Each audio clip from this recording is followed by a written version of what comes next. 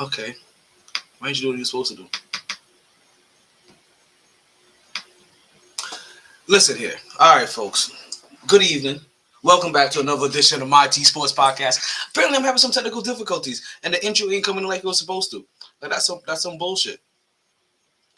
Like I'm over here trying to conduct a nice little show, and all of a sudden I can't get exactly.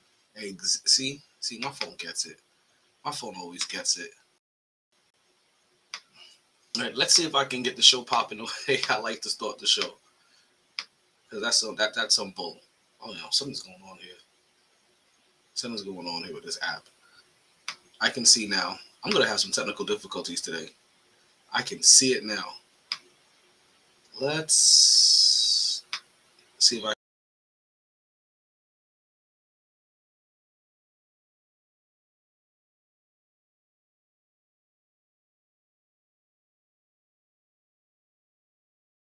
don't be cruel. Like, because you need to change your attitude. I don't be girl. You need to change your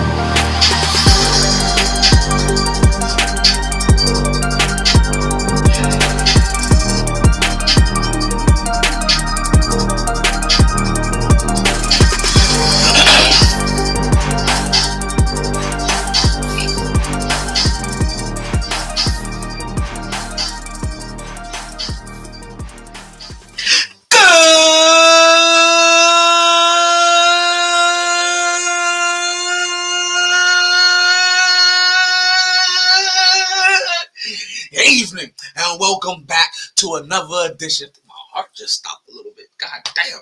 Hey, let's get back working.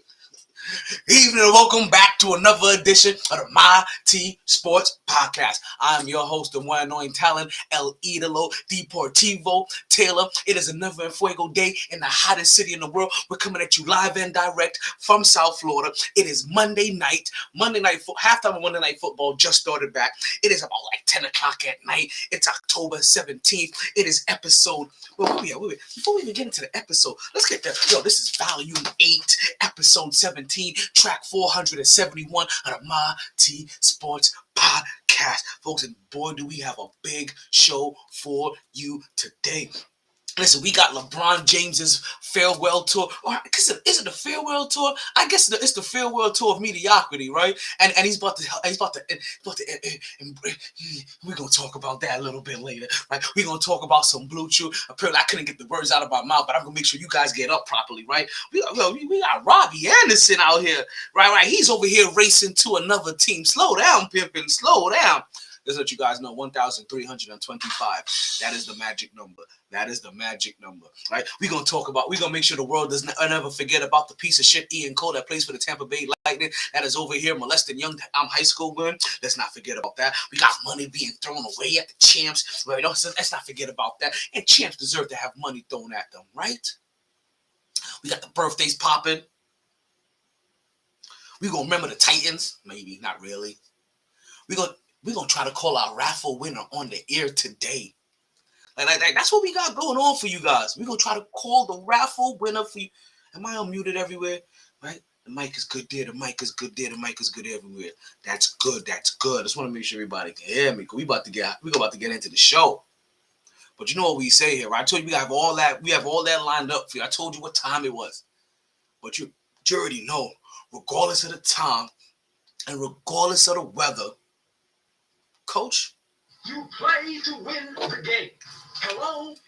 It's always a blast on the MyT Sports Podcast. So we're back at it like a sports fanatic. MyT Sports. And so you don't know about me, Joe Rogan? Like, fuck that. You ain't even a part. Yo, can I tell you something? Why is we talking about this? I keep getting blocked by Instagram and all these other affiliates. I got a video clip the other day, and it blocked me.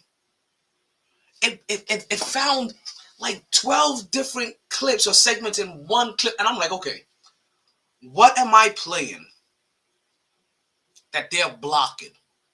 Like, I have to find that out. I really, really do, because something that I'm playing, they're catching, and it's a recent show too. I can tell by it. I can tell by the head garnish, right? Like what I was wearing on the head that day, right? Ooh, completely overthrown. So Denver was leading this game, right? As you know, we got Monday Night Football going in the background. We'll be back and forth in this game as it continues through the second half. And we'll give you guys a nice little update. I wonder if that's what they're clipping. I gotta go listen to that video. Only thing about it, to listen, like the way they have videos, you can't skip forward. Like I gotta listen to the whole thing, like not for nothing. You know what? I know I got another platform. I'm tripping. I'm about to make a complaint about something that ain't even really a complaint. I need a shoe. Excuse me. Yeah, that weed polish sauce that got the guy to the nostrils. I gotta get my drink eventually. I gotta get my drink real soon. I do. We definitely do. Let's get into our first topic of the day. And what we like to do here in the Mighty Sports Podcast, we like to start off every single podcast with a nice little birthday party. Birthday party, you say? You got a nice little birthday party. And it's nice. You know, I'm not bringing out the bouncy house. You know, I'm not hiring the clown and I, you know, it's just me, you, and the boys. We're in the back, a couple of drinks. You know, no rocks, no nothing. You know, you're just over there, a couple of cigars. You know what I mean? A couple of drinks. And then all of a sudden you hear the...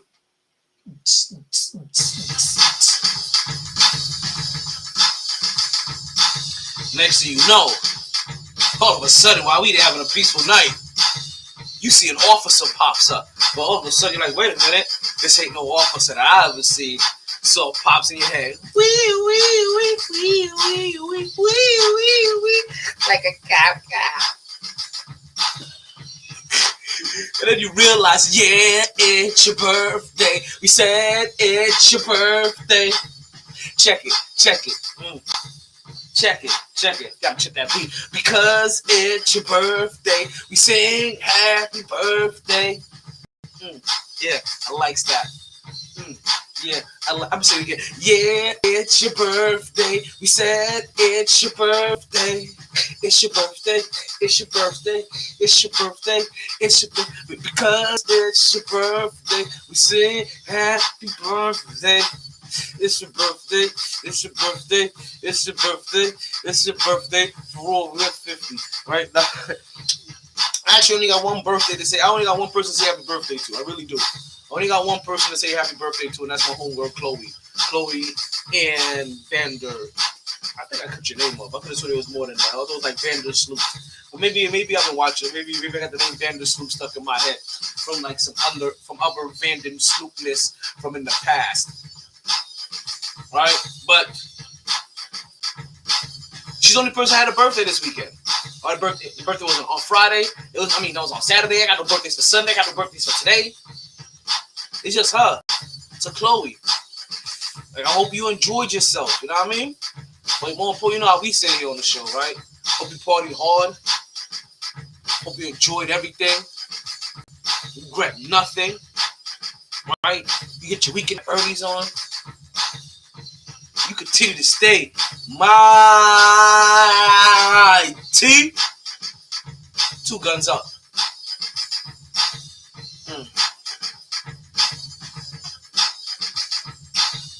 It's your birthday. It's your birthday. It's your birthday. It's your birthday. Shine a light on. Shine a light on. Shine a light on. Shine a light. Good. I wasn't doing that beat. I had a whole different beat in my head. Shine a light on. Shine a light on. So you guys just wait. I'm gonna get some birthday songs in there. I'm gonna have to do like a birthday shout out, like a pre-birthday shout out, like in the audience, just so. Yeah, that's something we'll talk about a little bit later. Let's continue to say, yo, DJ MyT, do me a favor, right? So we get right into the sports. I don't know if you guys are gonna get a 3-hour show. I know you were like, damn, a 3-hour show? Yeah, I don't know if you guys are gonna get a 3-hour show today. Right? So you chop it up into the bits and pieces however you need to. But you know the more important thing, right? Make sure you like, make sure you share, make sure you follow. That way you hear that bing bong every time that we go on. Right? That way you don't miss an episode. But also that like your home homies don't. So and you guys can debate about it and be like, hey yo, you heard T that the other day, yo. He was spitting that hot fire. Like listen, like I don't listen to a lot of podcasts, but there's only like 5 podcasts that I really listen to, and they're my top 5 podcasts, and that's the MyT Sports Podcast, the MyT Sports Podcast, the MyT Sports Podcast, the MyT Sports Podcast, and the MyT Sports Podcast. So those are your top 5 podcasts, right? You go ahead, you like, you share, you follow, because we're gonna take over the nation. You guys don't understand, like. The trivia segment at Sharky's, that's picking up. We about to start another raffle. God, we're going to start another raffle. We just finished off a raffle. And we're going to do another one. We're going to do another raffle. And I'm gonna let you guys know in a little secret, right? The first raffle is going to go straight to breast cancer, right? But the next raffles, right? These are raffles that really only get better because of you guys. I'm gonna let you guys know this now. So based off how the raffle tickets go, right? Then that money for the raffle tickets is gonna go directly into the money for the next raffle.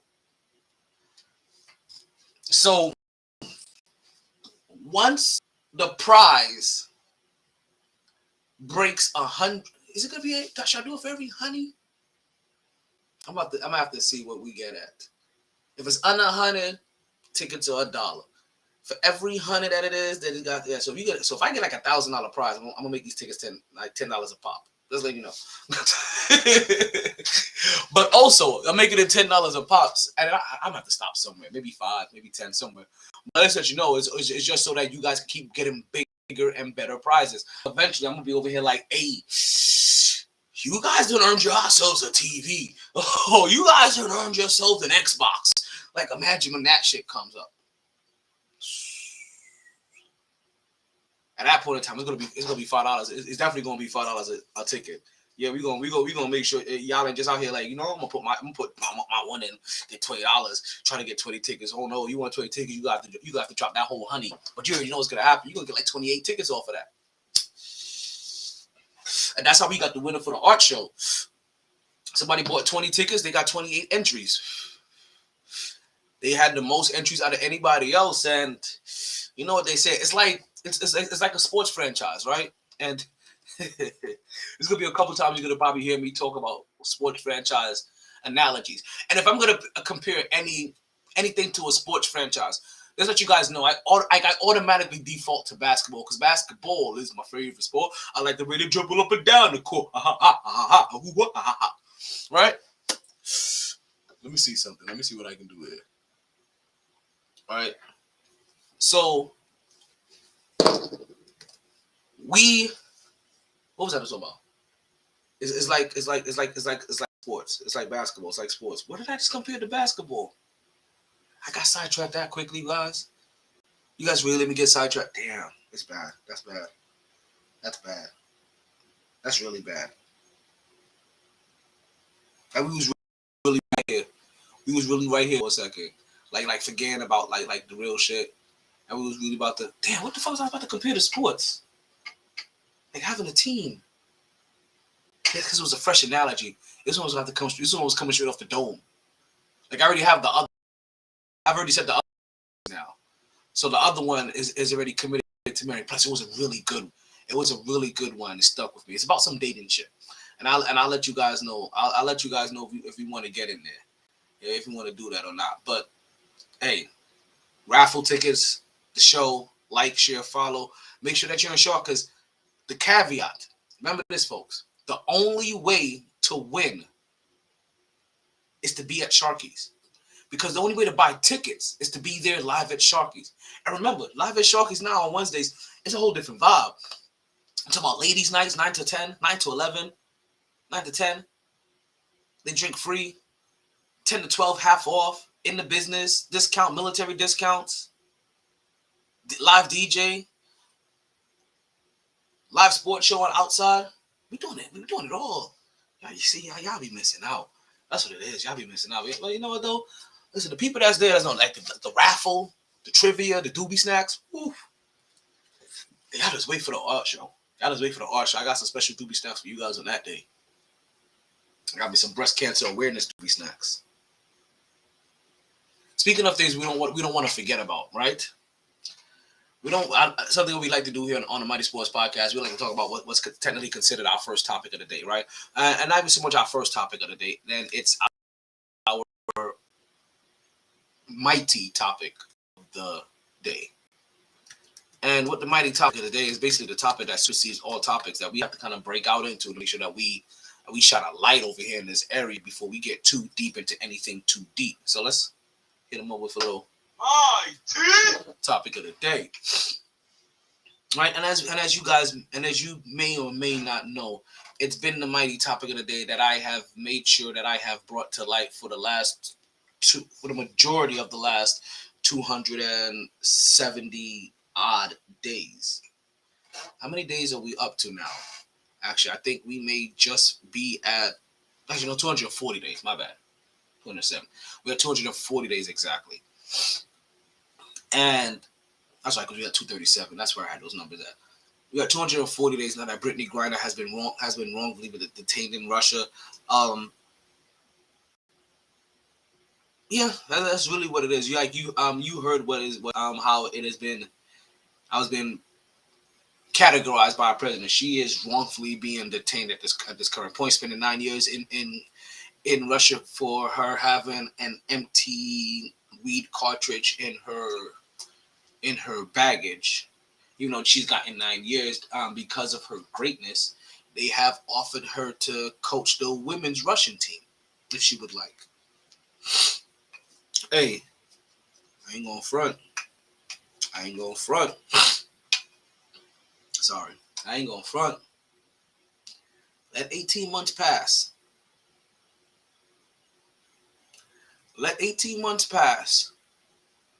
And Brittany Griner start getting that little dwindle of hope. That flicker of hope start to dwindle a little bit, right? And that thought starts really seeping in. You know what? They may not come get me, and they may not be able to come get me.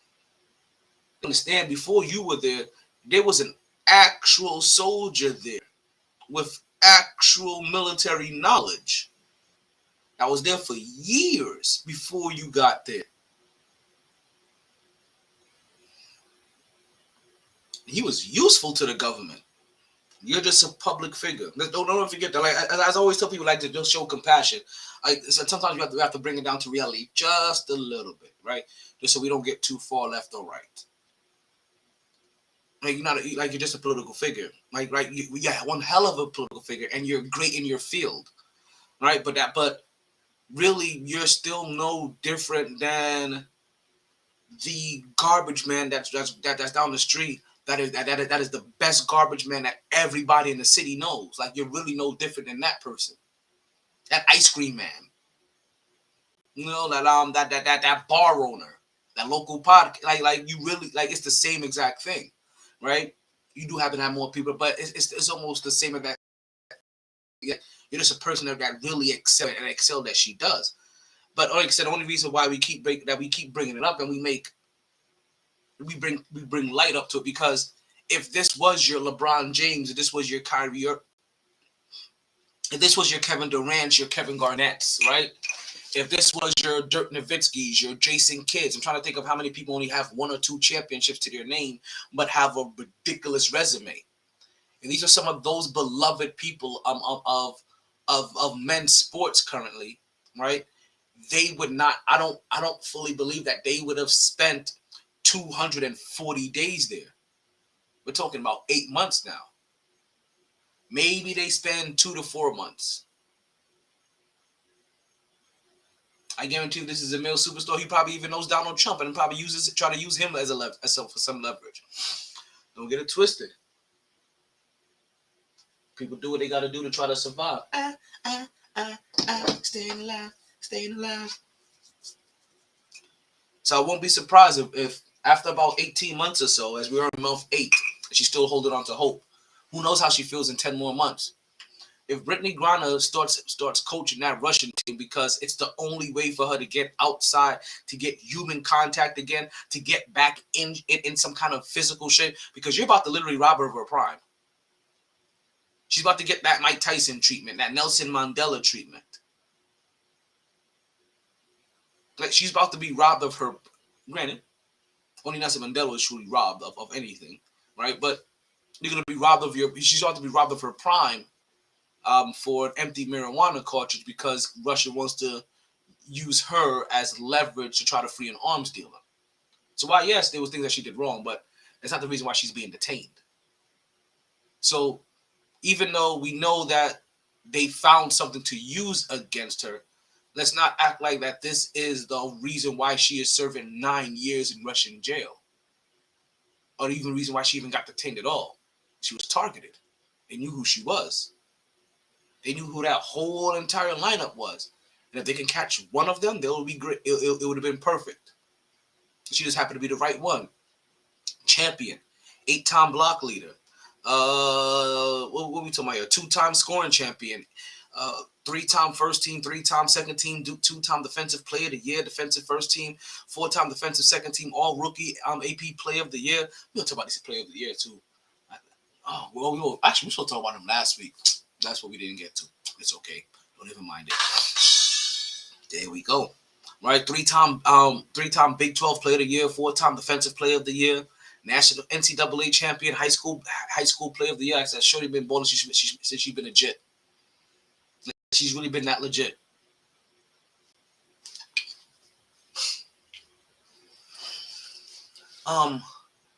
So again, we just have to make sure she doesn't get forgotten. Like, just remember Brittany Griner. Keep in your thoughts, keep in your prayers. However you channel positive energy. This isn't the time to be bad-minded and to try to throw negative thoughts. Let's show compassion for somebody else in a fucked up situation. That's all is being asked of you. Nothing of, if so-and-so or if. No. Just somebody that you kind of know about, somebody that you know about, don't know about, just showing some kind of compassion for what they did. No need to be a hard ass, no need to be a jackass. You can show compassion. Like I said, for you people that are bad mind, like, she deserves to be over there. You're just showing like your poor state of mind and your bad mindedness on how you would just want to just wish harm on somebody for no reason. Because you can show compassion. It doesn't cost you anything. But you're choosing to be nasty. See, that's a choice. And that's a bad mind choice because your mind is polluted. Let's move on, right? Let's continue to march forward because I've had a good weekend. I don't know about you guys. I have had a hell of a weekend. Now, I wish I can finalize my weekend. Again, I wish I can finalize my weekend, right? By having the Yankees finally play. And so that we can find the outcome for this series. I'm telling you right now, I can't take an L. I can't take an L to Chill Will. I can't take an L to another Cleveland team. I can't take an L to another Cleveland member. I think I'm beating Cleveland in fantasy football this year, right? I'm today too. Like, I'm telling you, I couldn't take those L's. New York is not losing to Cleveland anymore. Like, I'm putting my foot down. Like, that shit stops here. Right here on the show. And me doing it here is going to be so impactful. It's going to trickle over to the Yankees. And they're going to put a stop to those Indians. Something weird is going to happen, too. The New York Knicks are going to meet the Cleveland Cavaliers in the playoffs, on the play-in, whatever it is, in the postseason. The New York Knicks are going to come out on top. Oh, you just wait. I said it right. You know what? You know what we do here? We don't just talk about it, but we be about it. But also, we be's about it to the point where we gotta make sure this stuff is recorded because people forget. And I ain't trying to forget. Like, even though we have this on wax, I don't want to be like, oh no, I forgot. And the next thing you know, we're having a debate about if I remember what happened here. Nope, we ain't even gotta do that. Watch. Let's do this right now. Knicks, Cavs, postseason. What day is today? 10/17. That's my early season prediction right now. That's my early season prediction right now. Knicks and Cavs will play in the postseason, and the Knicks gonna come out on top. But it's personal.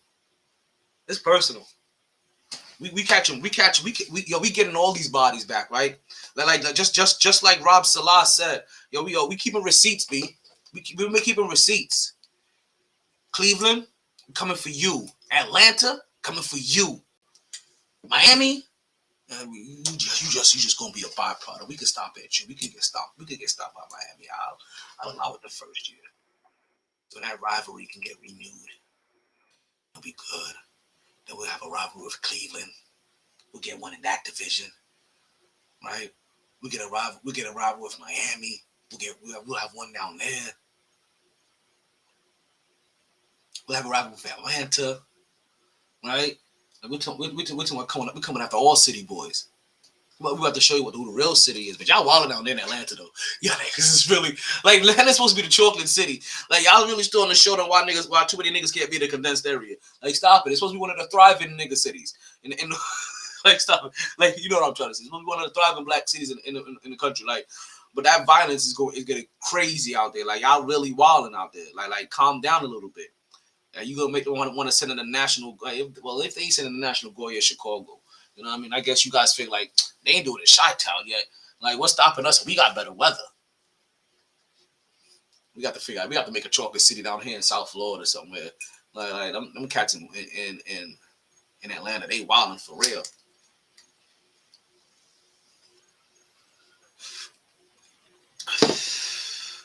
We'll break into this game just for a little bit, right? It's Thursday night game, Monday night game. Only because when I'm looking at it, I'm thinking to myself, Russ has really backed himself into a corner, hasn't he? He has really backed himself into a corner. And to all them people, and he ain't the only quarterback doing it, right? There's a bunch of quarterbacks that open the door for their haters to talk shit about them. Now, I'm not saying I'm a hater of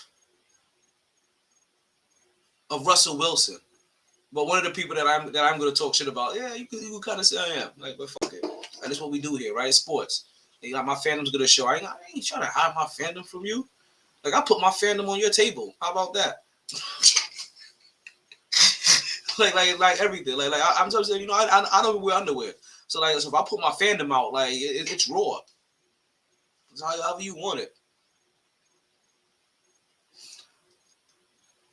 But I really wonder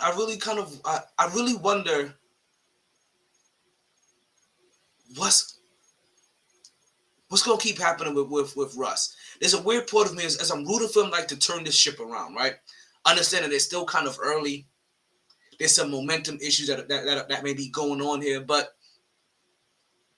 for 2-3, you could have kept every other quarterback that you were trying to win with before. We can't remember their names. To be honest with you, they can't remember their names.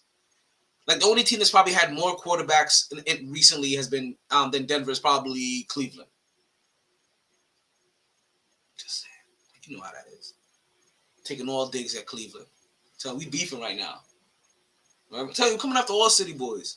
Like y'all better watch out. Got to remind you guys what New York City is about. We coming after all you guys. Cleveland, Atlanta, like y'all still wilding in Atlanta though. Y'all need to calm down. Y'all, it's like y'all just figured out how to get wild all of a sudden. Like, what is going on over there? Y'all really wilding. Like, y'all supposed to be wilding like that. The weather's too nice to be wilding like that in Atlanta.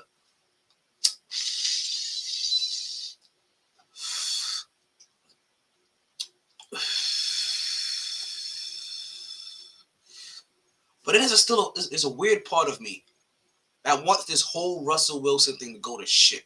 I don't know why. It's almost like I want to watch the train wreck. There's a lot of train wrecks going on this season so far. There's a lot of quarterbacks that we have had faith in for a while. That you've been able to, for the most part, explain, excuse their mistakes, some of their errors up until now, even mask certain drop offs. But I think this may be the year. I think this may be the year that really helps expose what is going to be, expose and clarify a little bit of what's going to be the next line of quarterbacks out there. What am I saying? I think a couple of people are washed. And it just ironically so happens to be three of the older quarterbacks in the league. I think it's their time. I think they're coming to the end of the run. Because also, not everybody ages the same.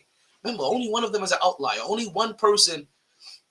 It's very rare that you get a person still putting up dominant points at Tom Brady's age, at LeBron James's longevity, Kareem Abdul-Jabbar's age, Michael Jordan's age. But you still realize the people that we mentioned were the goats of goats. Kareem Abdul-Jabbar, all-time scoring leader. Michael Jordan, his royal earnest himself. LeBron James, like you understand, came into the league with less than 2% body fat. I'll never forget that shit. God damn. Like less than 2%. Here I am in the army, running, doing push-ups, sit-ups every goddamn day. Like I'm over here playing ball too. I ain't watching what I eat. I was eating like shit back then. I really was. Like I was trying to eat good, but I was really eating like shit. You can't eat good and eat defect food. You really can't. It was hard back then. And I'm a breakfast person, and breakfast for a long ass time was my shittiest meal of the day. Like it was I should say shittiest health wise. Like it was my biggest meal of the day, right? Probably my second biggest meal of the day. All right, but I used to have monster burger. It was just horrible, like health wise. Because I'm a New Yorker, so I'm addicted to bacon, egg, and cheeses, right? So I make them joints all the time. And then I went to Germany, and they had this German canteen, right? And he was still cooking with lard. Like, yeah, he was still cooking with lard when nobody was cooking with lard. That's what I mean. Like, he was cooking with lard when nobody was cooking with lard still. And you know how you know the food was good? He caught 4 heart attacks eating his own food. Like, literally, we found him one day in the he was found one day in the in his kitchen. Like who's wondering where the hell he at? Look over the counter. He on the floor, passed the fuck out. Call 119 or 199 or whatever it's called, whatever the number is when you're in Germany, right? The emergency line. But that didn't. Ooh, fumble! That ball's up. It's in the air. I can feel it in the air. I can hear it in your voice. Oh no! I think we just had a turnover by LA. Look like that, baby. Yeah, look like that. Yep, that is Denver's ball. This game has been tied for a while. Denver came out with an early lead, right? They let the Chargers back in this game, and now we have a tied game with about 10 minutes left to go in the fourth quarter. And this is one of those things again, right? And this game has been this. This isn't one of those games where of what I'm describing, but it's just one of the things again about football, right? What makes football always so great, right? Scoring is at a premium almost, right? Even though they always try to optimize scoring is at a premium. Oh, so he intercepted that ball anyway. And then he fumbled it. And then his man recovered. You know why you fumbled it? Because you're a defensive player. You're not used to running with that damn ball like that. You know, that shit all loosey.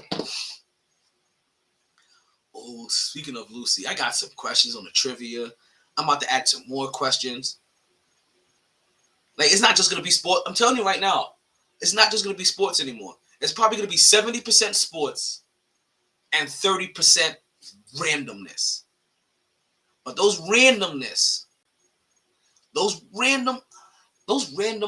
I may start making those random nuggets like daily doubles. Nah, I'm not trying to give away 2 joints for those answers. Nah, fuck that. Some of them is easy as shit. Listen, the segment picks up. We'll up the ante, right? I'll move up from 4 questions or 4 joints, right? Because after I give out 4 prizes, that's it. That's a wrap. 4 prizes.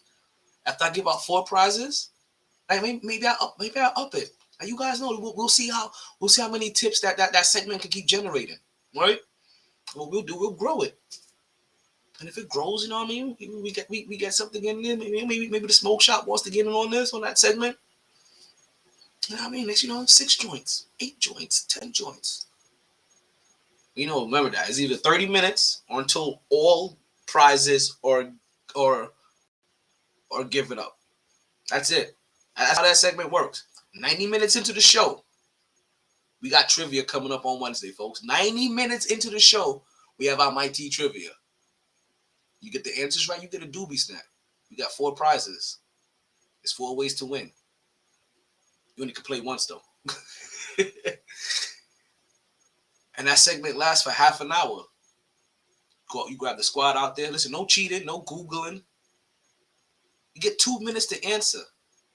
I'll let you sit there. You can talk it out. Go through the process. Let me know what you're thinking about. And then, if you tell me, final answer. Got 2 minutes. You final answer, you let me know. We'll see if you're a winner. Listen, I want you guys to win. But I also want you to try to win. You know what I mean? Like, you have to earn it. Like no tutorials. But listen, brush up on your Florida sports. Brush up on your New York sports. And then you can't prepare yourself for random-ish. So, if you know me, actually, no, the randomness is not even a reflection of me. Because if it was a reflection of me, all of the random questions will be about, like, sex, drugs, or sport. Oh, we already got the sports covered. So I guess, like, sex and drugs. SDNA, sex, drugs, and alcohol. Or, once you get older, stocks, dividends, and assets. SDNA. Right? You gotta flip it over. You gotta grow up a little bit. You have to toe that line. That's how you code switch. You know what I mean? In the office, I'm SDN. I'm stocks, dividends, and assets. The moment I step outside that door and it's 5 p.m., it's sex, drugs, and alcohol. South Florida, La Playas and Putas. It's all we have, and cocaine. It's all we have down here. It's all we have to do. Like, you understand, if I get bored right now, I can drive out 30 minutes. I can go to the beach, enjoy get some sand between my toes, come back home.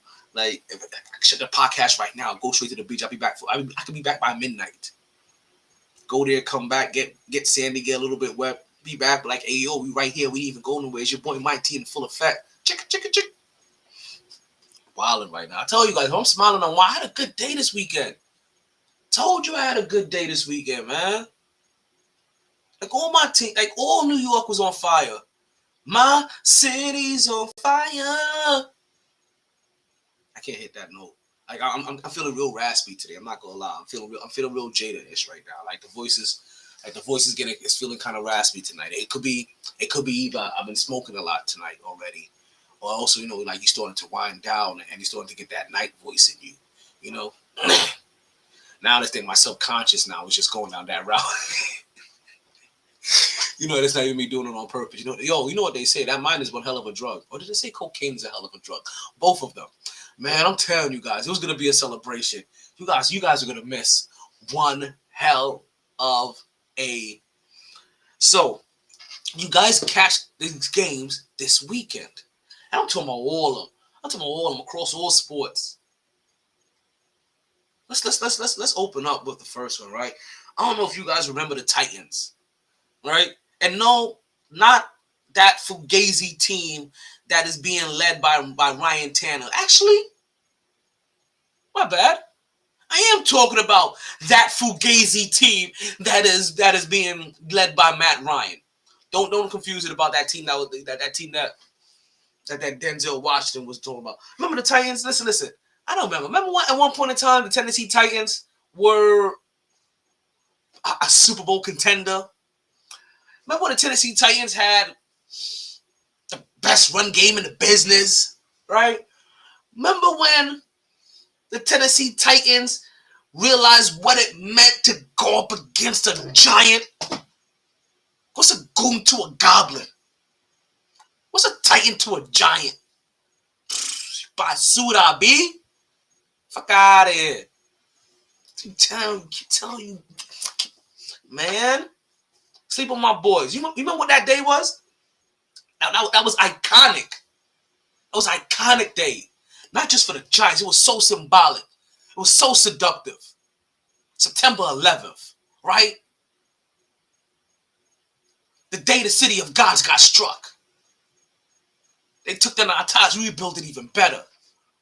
Never forget. We got you. Never forget. Never get you. We can go down there right now. Let's stay football. Like the only thing you got, you never forget. But that day, the New York Giants took on the Tennessee Titans. We went up there. It wasn't in New York. We went up there, right? Went to Tennessee. Saw the Rock and Roll Hall of Fame, whatever the hell is up there, right? Visited Elvis's Presley Palace, right? Took a dump where Elvis died, because we heard he died on the toilet. For you guys don't know, right? Ate some gumbo. That could be New Orleans. I could be fucking up my location already, right? Drank some Coors Lights. I'm purposely doing that shit now.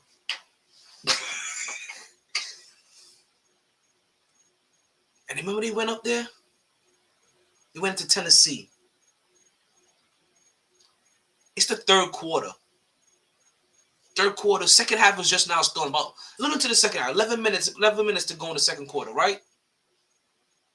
Giants are down. 13-0. Remember? 13-0 down. Then Saquon, we see the running style Saquon. No longer dancing in the background. No more moving his happy feet. No more 2 steps forward and 1 step back, because that's how you running backs get injured. I don't know how to attack.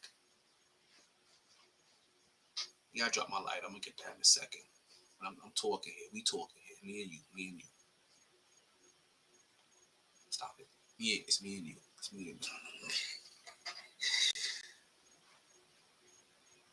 Remember, they start going on that run. Saquon starts eating up yards. You hear burning in the back. Oh, eating up yards, Pac-Man style, right?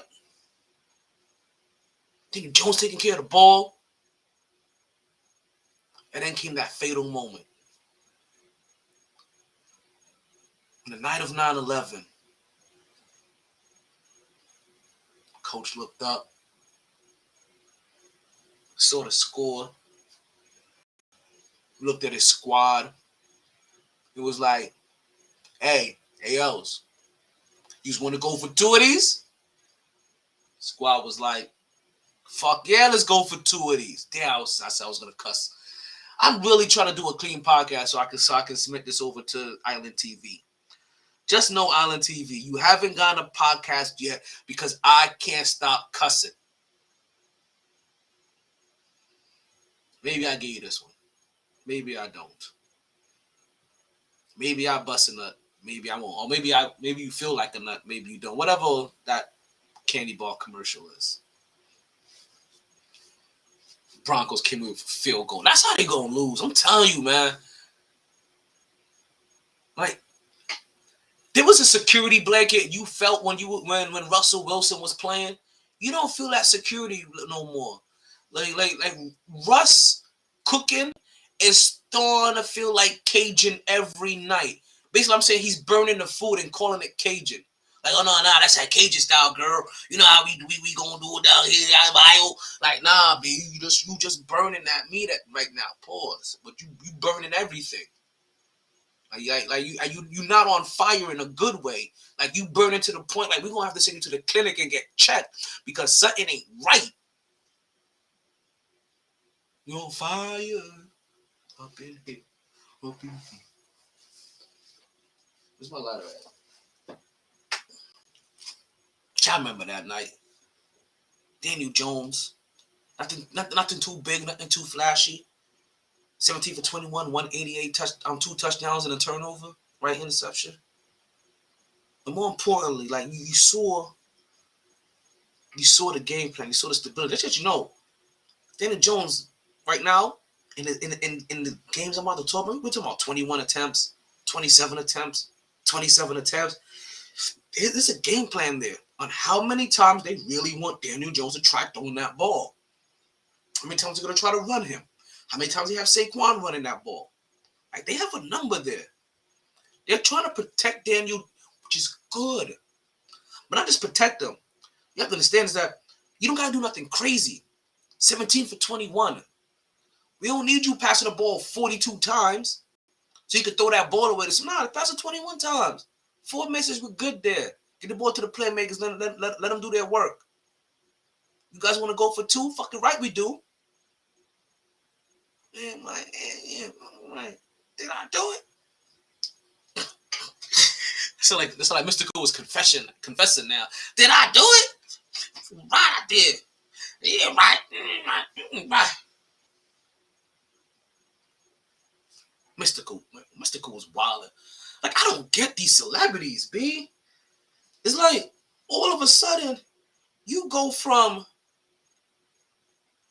I can get any pussy in the world. You go from Hugh Hefner status to Pepe Le Pew.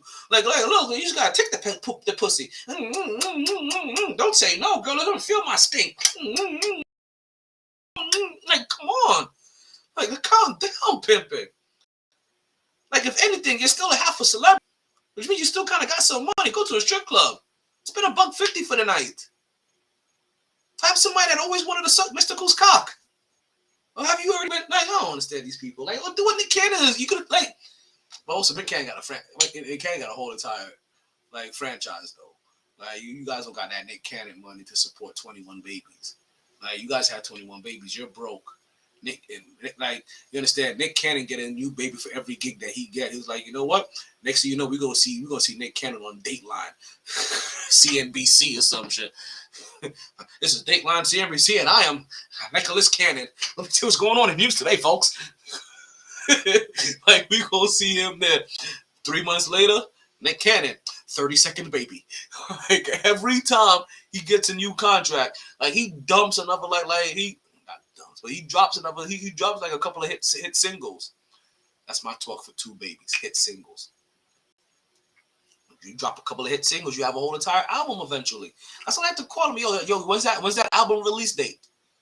Like, when you dropping that hit single, that's how I know. When you dropping that hit single, let me know. Everybody wants their baby to be a hit single. You understand what I'm saying there? I keep telling you guys, like there's only 2 things I really love to play with in this world. And I love to play with words more than any of them. And that should tell you, because people that know me, how much I love to play in the number 2. They sound right, but you know what I'm saying. The one that came after the first option. So the Giants win that game, right? They come back, they win that 21-20. Gutso call. Let's go for it. We're going for 2. Going to overtime? No, I don't remember that game went over. I can't remember that. I think it was the 2-point conversion that determined that game. A 2-point conversion. I was questioning at the time. People was like, what the hell is he doing? Is he out of his mind? You take the points here and you play it safe. And he was like, nah, fuck out of here. New York in the house. It's Queens in the house. Everybody's in the house. He was like, nah. This is supposed to be the Tennessee Titans. This is supposed to be the team that made it to the AFC Conference Championship the last 2 years in a row. This is 2 out of the last 3 years. This is supposed to be a Super Bowl contending team. We're in their house. We ain't playing for the tie. We playing for the win. Titans. That's what they did. They went in there and showed them, listen, there's a Titan don't compare to a Giant. Like, you small fry. You know what I mean? Like, you small fry. You tater tots. You know what I mean? We over here like we steak fries. You know, like you know what I'm saying? loaded potatoes, and I'm trying to get to the bread.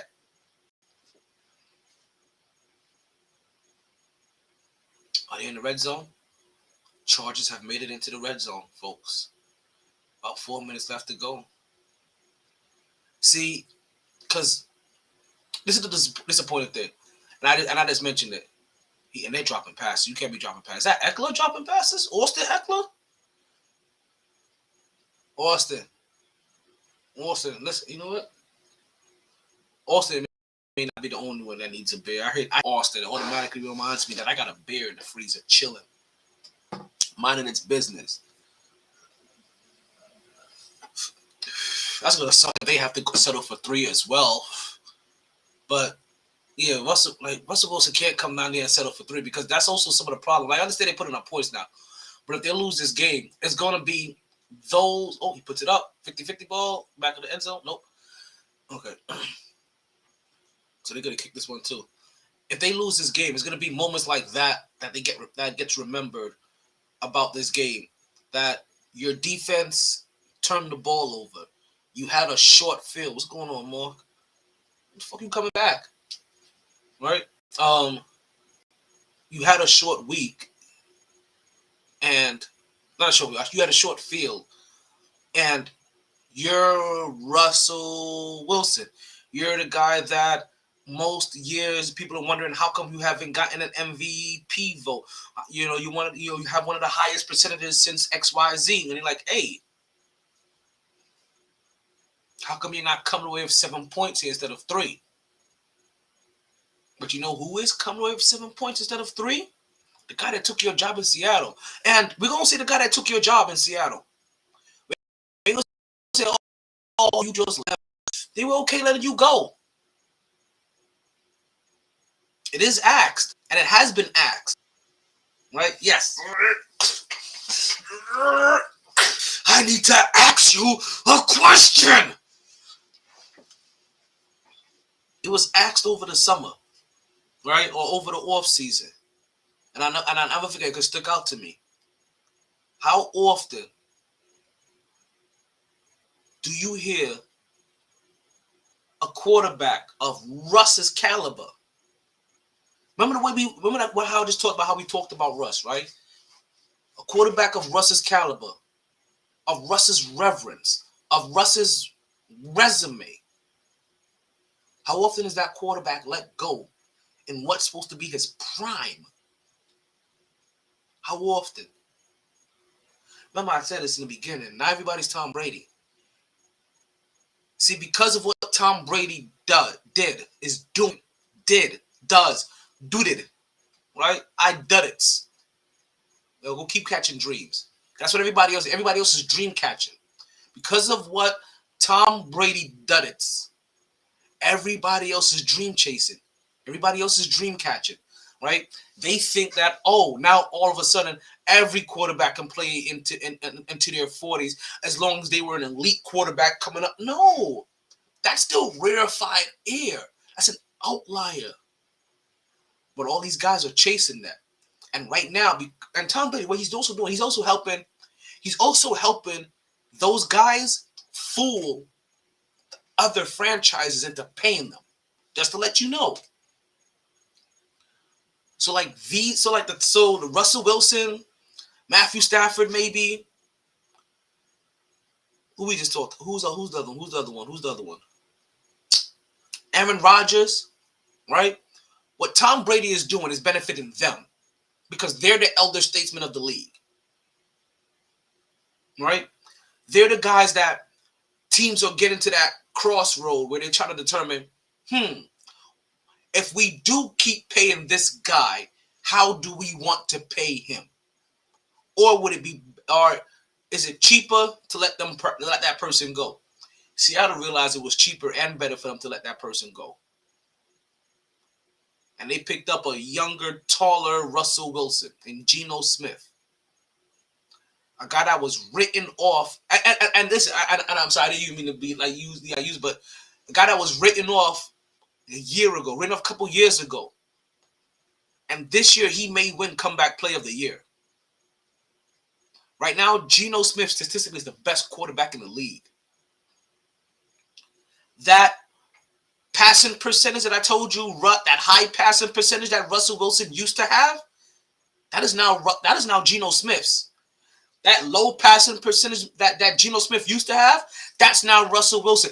We got Freaky Friday over here, is what I'm trying to tell you. They literally have swapped bodies. Geno Smith is Russell Wilson. Russell Smith is Geno Smith. Finkel is Ihorn. Ihorn is Finkel. Don't know what the hell has happened there.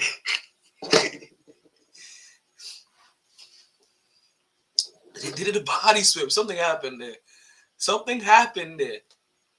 And what's happening is that Russell Wilson is being exposed a little. This wasn't even supposed to be a Russell Wilson segment. We're just talking Thursday night football.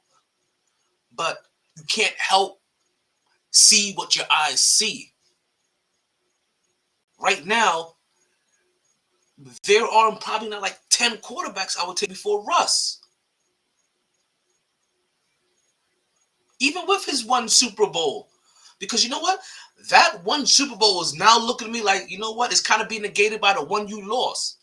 Because the one that you won was on your coach. The one that you lost is when Russ was supposed to cook. And he was coming out the house with a nice big plate of steaks. And all of a sudden you drop the meat.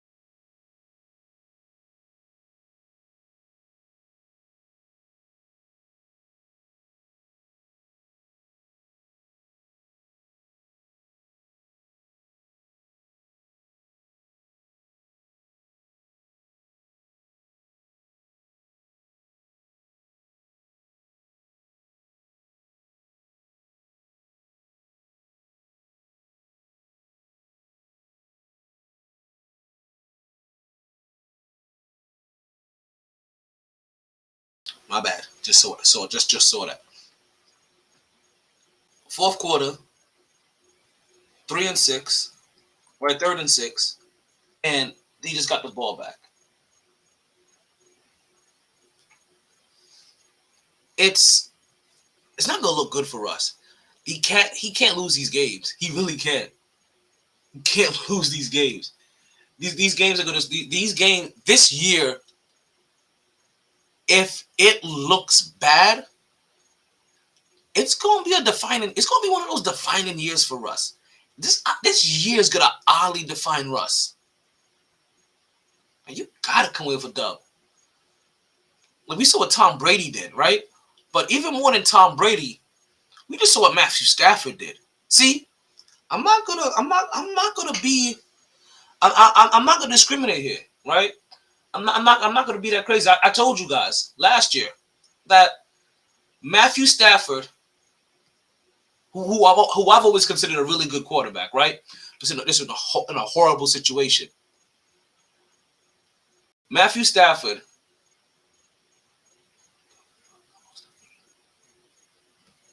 winning last year in LA with that team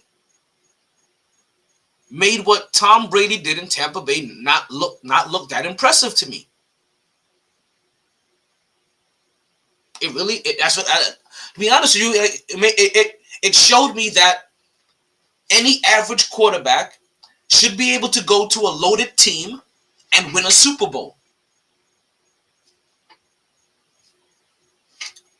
That's what that showed me. Like, see, I don't know what's going on with the coaching situation in Denver, so I don't know how that fully pans out. We don't even know about the whole Denver culture. Denver's been up and down forever, right?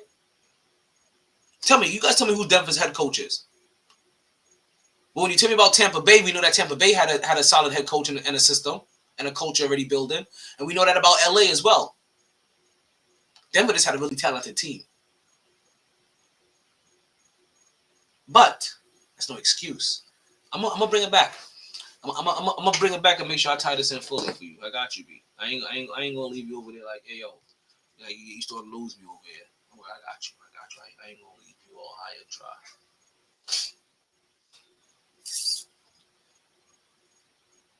A lot of people get impressed with what Tom Brady did that year, right? And to me, when I break down in his minutia, it wasn't that impressive. I'm sorry, but like I said, but what happens is that sometimes you become such a fan of somebody that if they fart, you're like, oh my god, that's the best smelling fart I've ever seen. You know what I mean? Like people get to that point. Like every mediocre thing that person does is overblown. Y'all forget how many yards and touchdowns that Jameis Winston put in that same offense the years before. And that was without the addition of an Antonio Brown, without the addition of a Rob Gronkowski, without the addition of a Leonard Fournette, without the without the addition of, I think one of those wide receivers was also in their first year. So without all of that, with Antonio Brown being his third option and Rob Gronkowski being his end zone target, Jameis Winston put up some of the most incredible numbers in that Tampa Bay offense. He just has bad decision making, and he had bad eyes. So put a quarterback that's highly respected, that's a much reliable thrower of the ball, makes less mistakes. Bring him in there, people focus, and then you bring in 4 other highly talented players at each position.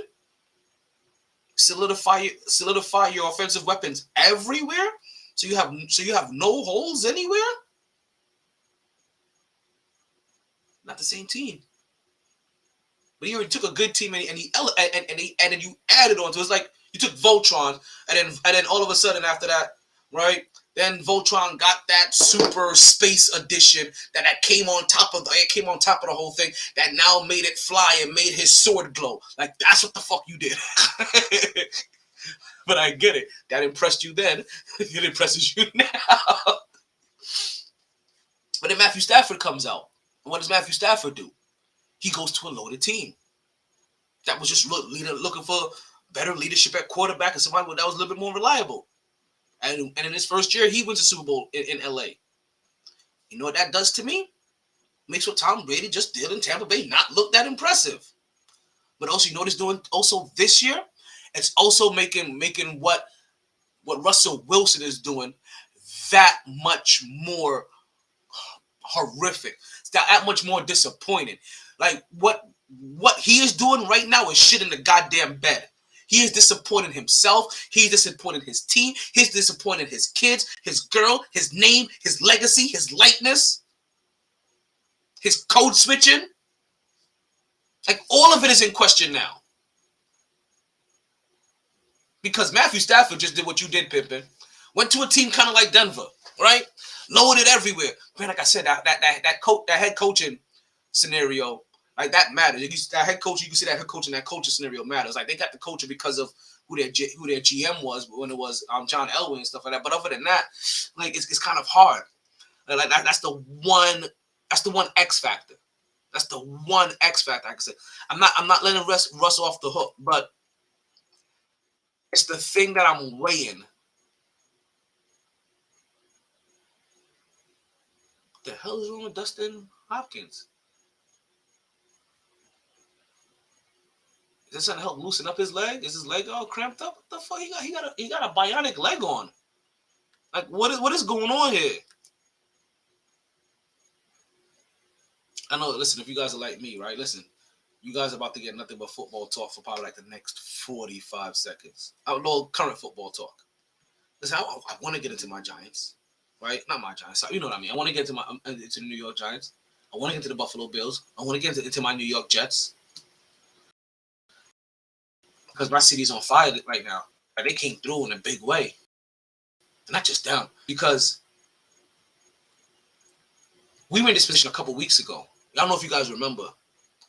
We were in the very same position a couple weeks ago when the Jets won, Giants won, Bills won. And that night, the Mets were playing. And that really was the only thing that could ruin the night would be if the Mets lost. Because they're being eliminated. And we had the same scenario come again last night. You get to the point where Bills win. Well, it's over the Bills yet. Jets win. Giants win. Bills win. But then you're still waiting for 7 o'clock to hit. Because the Yankees were playing the Cleveland, whatever they're called now. Cleveland whatchamacallits. Right? They're playing them. And the whole entire mood of the day, that whole entire euphoric feeling would have went right out the window with the Yankees being eliminated. But that was not to happen. She like to do the oochie coochie, my friend. Yo, my Yankees came out with a big dub. We understand. We're talking about errors, people running in. It's 2-0, then it's 2-2 for a while, then it's 4-2, and next thing you know, she do the oochie coochie, my friend.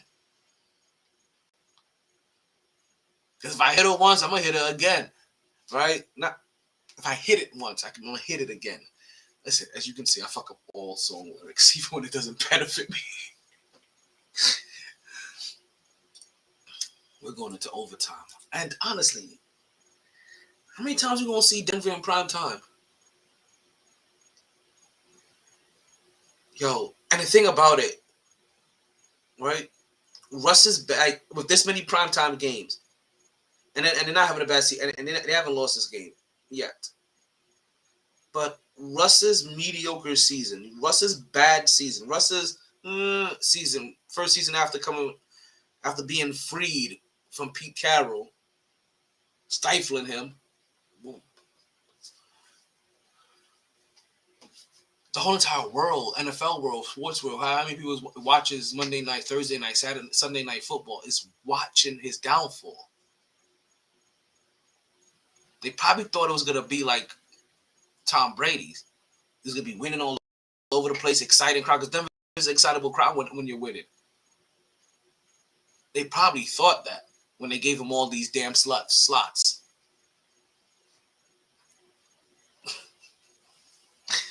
You know what? You know what I'm gonna do? I'm not gonna lie. You know what I'm gonna do? I'm gonna take a quick break. We're not even at break time. We've only been going about like an hour into the show, but I want to go get my beer. Right? So we're gonna take a. Oh, damn it! I loaded this thing twice. We're gonna take a little quick break. And when I say quick break, I'm talking about less than a minute, right? Not even a minute. Right? This may not even take 30 seconds. But I'm gonna get my beer. When we come back,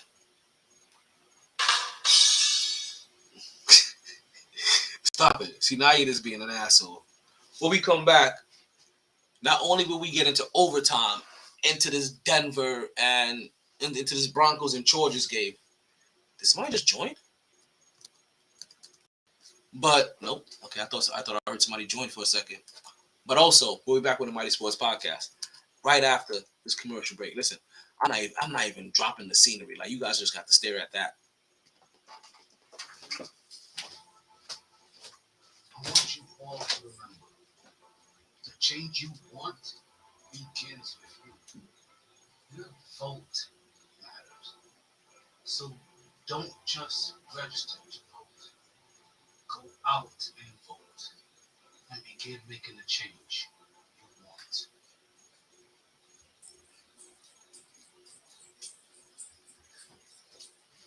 Alright, so we're back. So the Giants had their first comeback game was on September 11th.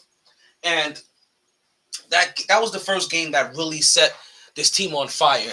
And early on, what it did, it helped set the culture for that team, right? That early culture that not only made Giants fans be like, "Oh hell yeah, this is the Giants we remember rooting for. These are the Giants that we remember that have the ability to win games." And don't you guys forget, that could be your product right there. Advertised in the whole entire show. Message me, mytsports@gmail.com. Excuse me. Or DM me. Any one of my social media platforms that you see are available.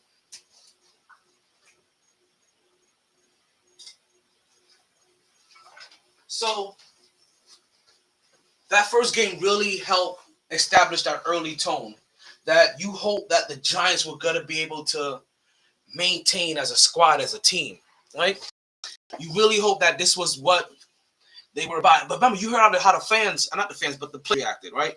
Coach, like he said he was going to trust us, and he trusted us, blah, blah, blah. You heard the early buy-in, right? Then you'll get the next test, right? Thank you. That's just letting you know that Monday Night Football is heading into overtime. Oh, yeah. That's a Frosty. Yeah, that's good. That's real good. Coors Light. Damn, that's good.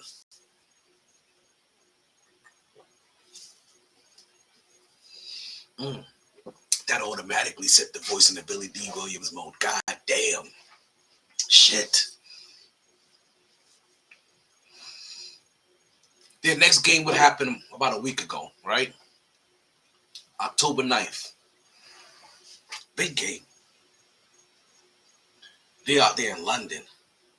Take on the Green Bay Packers. Aaron Rodgers. See, this was another one of those games. And what's important to the Giants is also important to Green Bay. I think Green Bay's on a 3-game losing streak. But coming into this game, they only had lost 1 game so far. Thought they was gonna have a bounce back game, and they would end the nice little buzz that the Giants were having. Right, 3-1 at the time. Really being looking surprised, like damn, we didn't think it was gonna be 3-1 after 4 games. But now here you are. How did this game go? Daniel Jones, 27 passes, 27 attempts, 21 completions. Not bad. Not too much. Not too gaudy. Saquon doesn't break 100 yards this time, but he gets damn near 100 all-purpose yards between his passing and his catching. And as you guys know, Saquon already has a game underneath his belt this year of 100 yards passing and receiving. But he's not the only New York running back to do that. And we know that one ain't in Buffalo.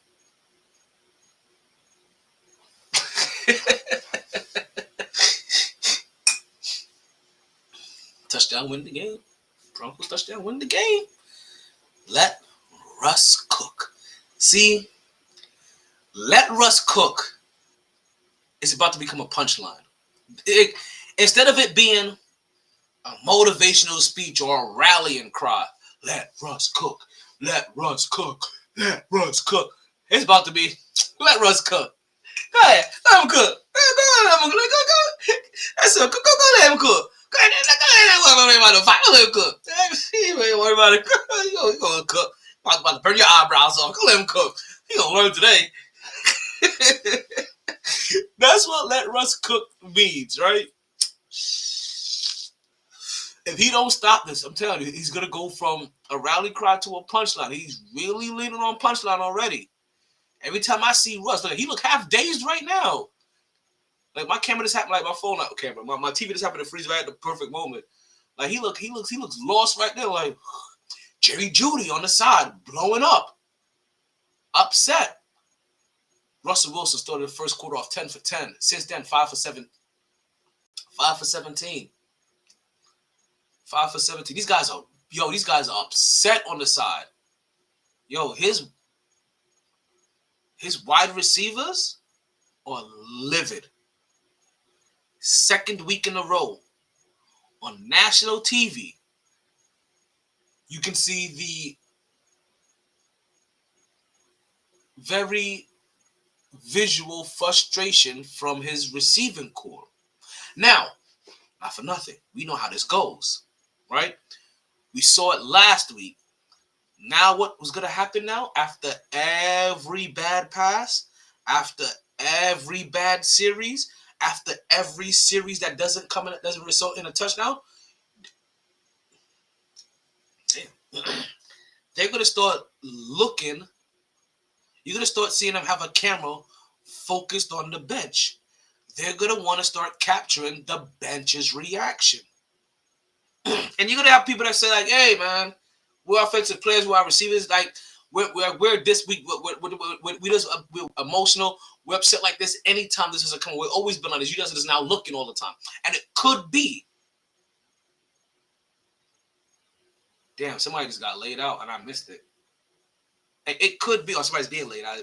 It could, that all could be right? And that all could be true. But because of what happened last week, every single time now, the camera's still going to be there. And they're going to be reading all kinds of body language.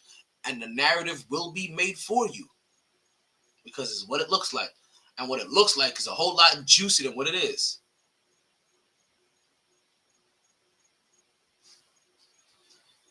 Russ is going to have to really work. Russ really got to figure this out fast. Like, I'm sorry. Like, I'm watching this game and I'm saying, okay, this game isn't done yet.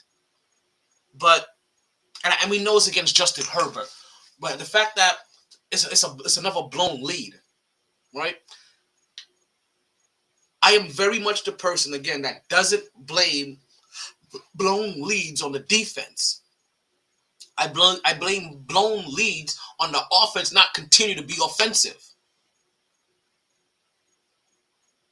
And sometimes you see them being, like, sometimes they get caught playing with prevent offense.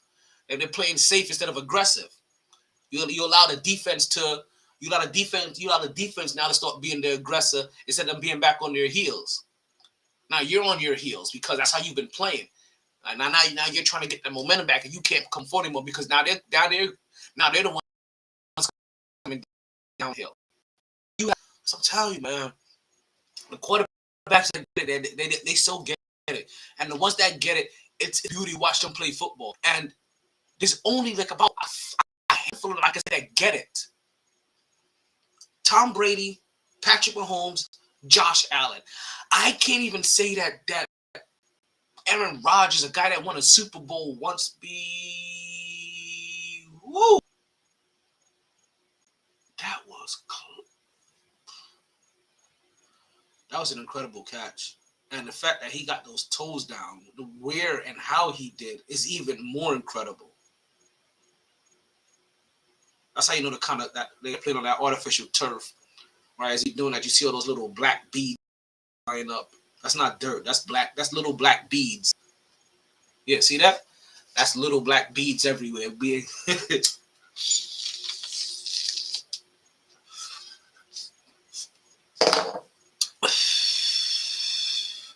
So it comes back to Green Bay, right? New York Giants take on Green Bay. Aaron Rodgers is not supposed to be looking this bad this early. And this is when I finally got to the point. I don't even know if it's just him looking this bad, or we've now gotten to the point where Russ, Tom Brady, and Aaron Rodgers could be aging out of the league eventually. It could really be their drop-off year. I don't know. I'm just saying it could finally be the year where these guys stop being the Hall of Fame performers that we remember them by, right? The all-star performers that we remember them by. Remember, right? Superman eventually stopped dying. The Earth, you know what I mean? Like the sun eventually we get a red sun. Like something happens, they come down, they rest, and it could be that resting time frame. And I'm not just saying about a Russ. It's just as I'm talking about Russ, I'm realizing that we have issues also with Green Bay, and we have the same issue. We may have the same issue with Tampa Bay. But also, Tampa Bay's issue could just be, you know what? You don't have Hall of Fame receiving talent at every position, or Hall of Fame talent at every skill position anymore. And now you guys deal with the same mediocre weapons that everybody else has to deal with. And plus you're an old man that's going through a divorce. And one of your former teammates is trolling you like he was sleeping with your wife. And you know that she really don't like you because she ain't trying to come after your money, because in this scenario, you would probably get support from her. It's weird. It's a weird scenario, like money-wise. Like, she just really like, you know what? I'm done with this. Like, I don't need you or your money. Like listen, I'm gonna tell you what I want, and none of it happens to be your money. Like, I need places to live. All right, I need things to get around in, and I need things to go lounge at. So there's a boat, there's a house, there's a couple of houses, right? There's a summer home, there's the winter home, there's a cottage, right? Like I need a couple of, I'm gonna need those, a couple of cars, right? You can keep the dog because he shits all over the place, right? I'll keep the kids because they're almost growing out the house, right? I'll give you visitations on Sundays, right? Like on Sundays between 1 and 6, you can visit your kids. Like, and that will be like it'll work out. That's what it'll be. Like if she was spiteful. That'll be that'll be exactly when you offer up visitation rights between 1 and 6 on Sundays, and they have to be back by 6. Can you imagine that? Because it'd be weird. Like, damn, I can't even bring you to the game. Like, you gotta come. Damn it, I can't do none of this. Hey, he's the one that wanted to be the man in the arena. Now you about to be the lonely man in the arena. But you know what though? Let's not sit here and act like Tom Brady isn't about to have like more chicks just throwing themselves at him. But also, it's just gonna be weird, right? After you've dated probably one of the most famous supermodels of all time, or right now alive, right? That now when other chicks throw themselves, it's just like, man, I already had a supermodel. Like shit. Like look at this chick. She's just trying to. Or is it not like, man, I just want to meet a regular old broad now?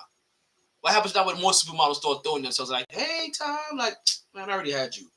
Like, but you know, it's probably her why he don't eat for real. He has those supermodel eating habits: avocado toast, meth, water. See, I'm telling you, I don't do that on purpose. I tell you, I don't even control that. The ones that know, if you know, you know. If you know, you know. Like if you remember that game against Green Bay, the Giants were down in that game too. The Giants were down 3-17 in the third quarter. They would go on to score 27 points in the second half.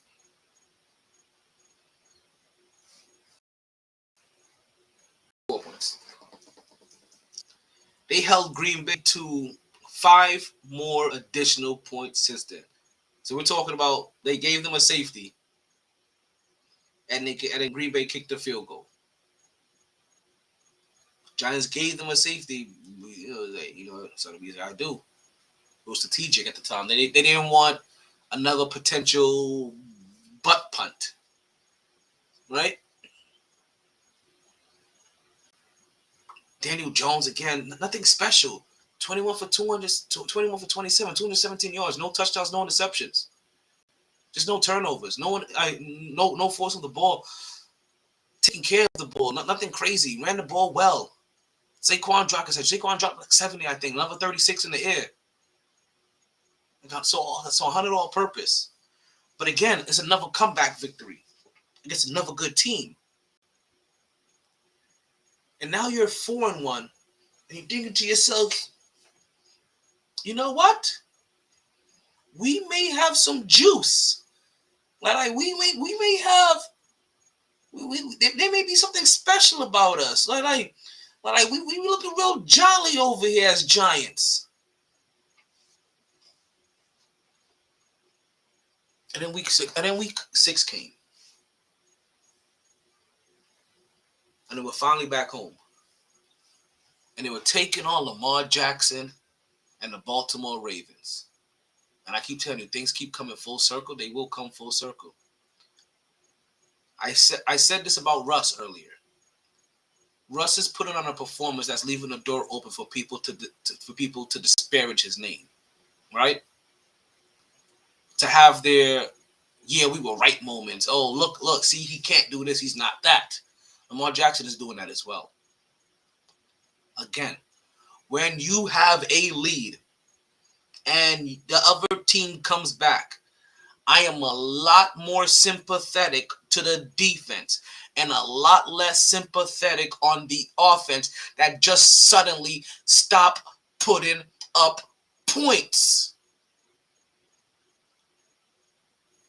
Because we forget what was happening here.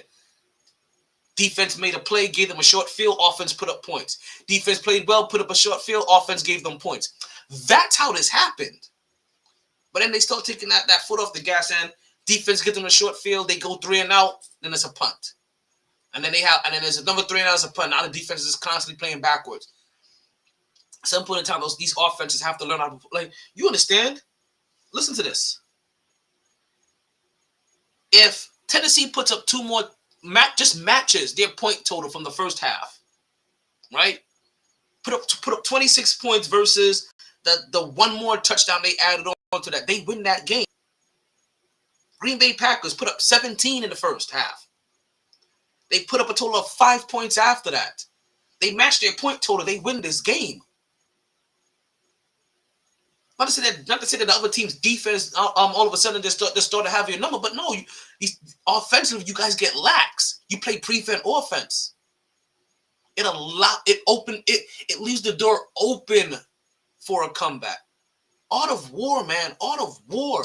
You snuff out your opponent completely. You leave no simmer. One little sparkle can still be a flame enough, big enough to tear on a whole entire forest. Nah. You don't leave that spark there. You snuff it all out. Tom Brady understands this. I don't know if Aaron Rodgers understands this anymore because he's been disappointing us for years. But we know that Josh Allen understands this. Patrick Mahomes understands this. They've been sharpening their steel against each other for the last couple of years. Lamar Jackson does not understand that yet. When we made our picks on Friday, the exact way, I wish do I have the audio up? Listen, man, the exact way we said Baltimore would lose that game is exactly how they lost. We told you Baltimore was going to be up. We told you they'll probably be up in the fourth quarter. Fourth quarter, they're up 20-10. If Baltimore matches their first half output, they win that game. But no. It is not to happen.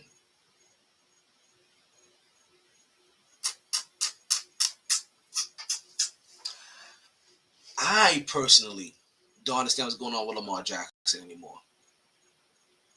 That all of a sudden you become inept in the fourth quarter. Now maybe this is from a couple of years now of good game planning, of realizing of how he has been stopped in the playoffs. Maybe the better teams now, right, in the league are game planning that way for him at the end of games. And if that's what they're doing, it's really hard to kind of stop it now because they found your kryptonite. You ain't found your way to circumvent kryptonite yet. Like, where's your lead suit? It's only so heavy that only Superman can fly or move in. Daniel Jones, nothing special again. 19 for 27, 173 yards, 2 touchdowns, no interceptions though.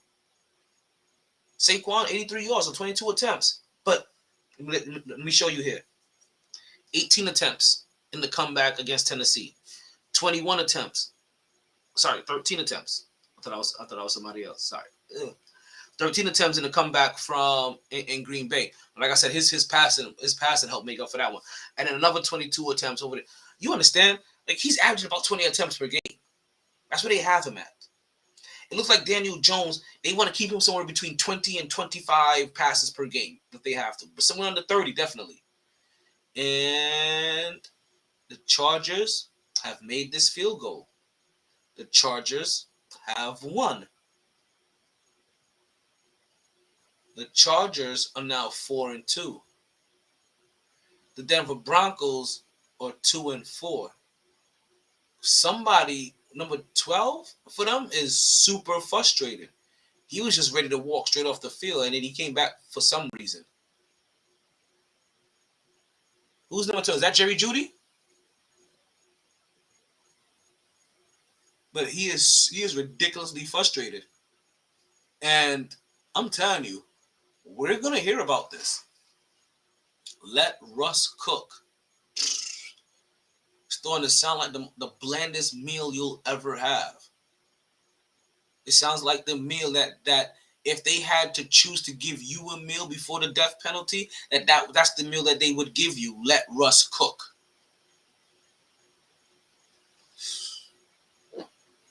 I'm sorry. Give me an MRE all day long if that's my choice of let Russ cook. See, even I told you guys, it's not going to look good for Russ. It's already looking bad. I'm already here like, this does not look good. This is disgusting. You cannot have these kinds of losses. You can't have losses where you're lead. Listen, it happened to Russ. We've seen it happen to Aaron Rodgers now 2 weeks in a row. We've seen it happen to Lamar Jackson at least 3 times this year. It happened to them against It happened to them with Miami.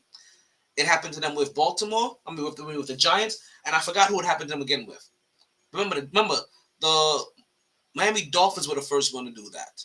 Remember that was Tua's come out game. Now, see, when you have multiple scenarios now I know Tua was the one that put up 6 touchdowns in one game, but he didn't put up six touchdowns in one quarter. In other words, I'm saying that everybody is coming back against Lamar Jackson now. It's almost the new it thing to do. Like, hey, look, I got my Vans backpack and I come back on Lamar Jackson. Like that's how that's how we waving right now. Like that's the new drip. Like yo, I come back on Lamar. That's how we style and we profile.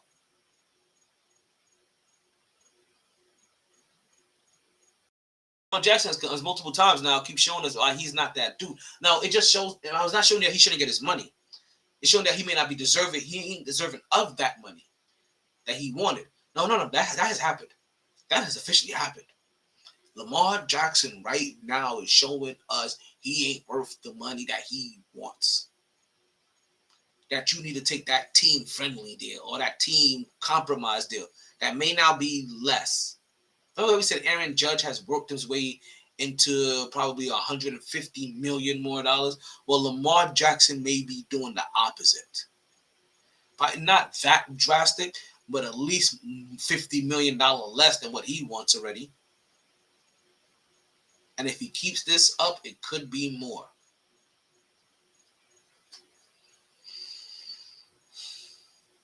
But we had more comeback wins from the Giants. Like I said, this will be their third comeback win this year as they beat the Baltimore Ravens 24-20. Baltimore have put up more than anything. Put up as impressive as it is to and as exhilarating it is to root for the Giants in this spot. There's a reason why this is considered an upset game. There's a reason why there is a decent spotlight being put on Lamar Jackson. Giants weren't expected to win this game. Kudos to you. Big up to you all day long. But Baltimore has to get their ish together. Denver has to get their ish together. Packers have to get their ish together.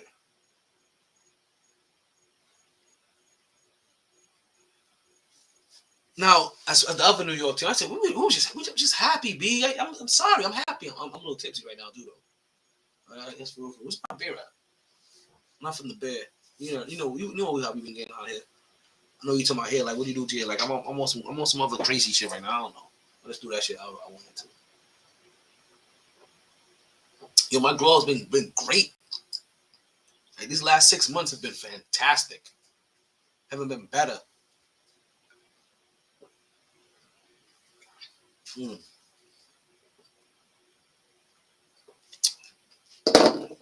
then me getting back into the field, right? It's really working. Like the networking that we're doing has been phenomenal. Ooh, jumpstart.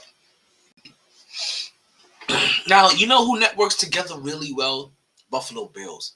Like the Buffalo Bills, like they flock together like no other. Like they are a fan base, and we had 2 really good fan bases going up against each other. And it was just a sea of red everywhere. Buffalo Bills taking on the Kansas City Chiefs. This was definitely. When I say definitely, this was definitely the game to watch. This was the game that you needed to see. I think you guys know what's coming up. I think you guys know me way too well, right? I think, but it is. It's definitely. What the fuck? It feels weird. It is definitely that time for the. Can we get it in? Go hard. Wait, let's run that back. Tell the DJ. Oh, I know what I'm missing now. Go hard. So check. Go home.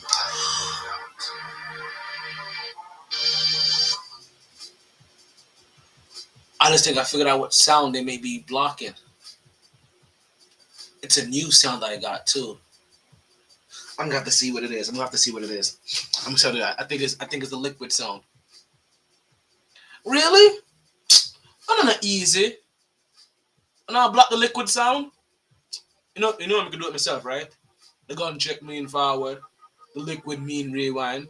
You requested it, so you know why? Drake. You think niggas is trying to copy your shit? You conceited bitch, you. Love you though, but it ain't got nothing to do with you. Well, that's been out there well before you. That better not be the liquid sound. Hey, yo, Brethren, what a rotted. Yo, if them tell me it had a liquid sound, or them a block, so. See me? You don't know.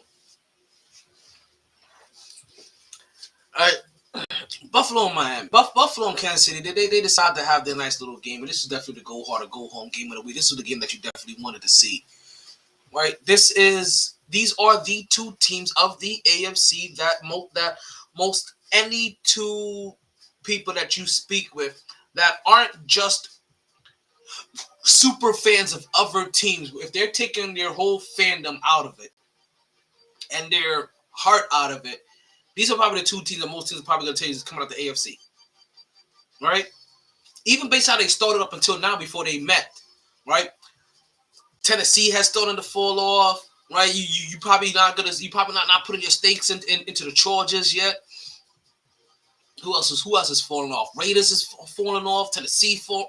Like there's been a lot of teams that fell off so far. So you look at they may not be Baltimore. You look at what they're supposed to be like what's supposed to look like. So you look at it. So you know what? It may not be a lot of teams out there to stop them.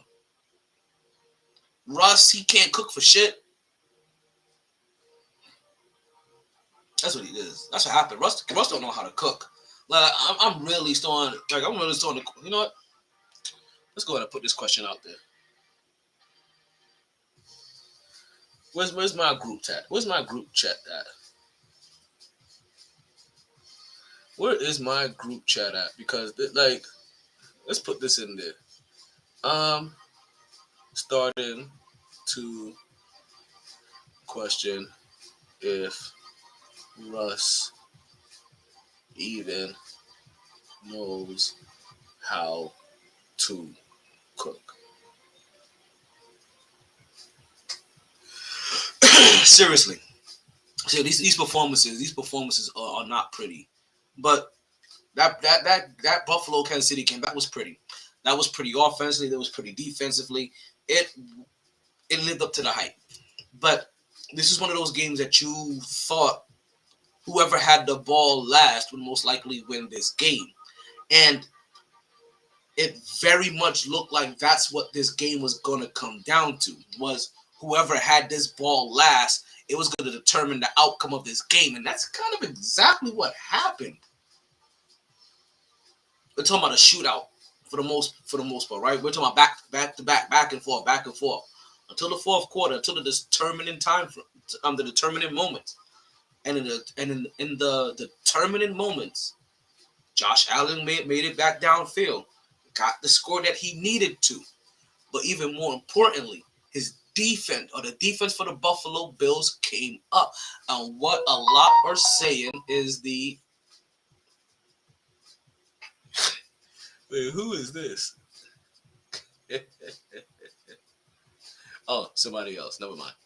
I really thought that was somebody else hitting me up a while ago. That is funny.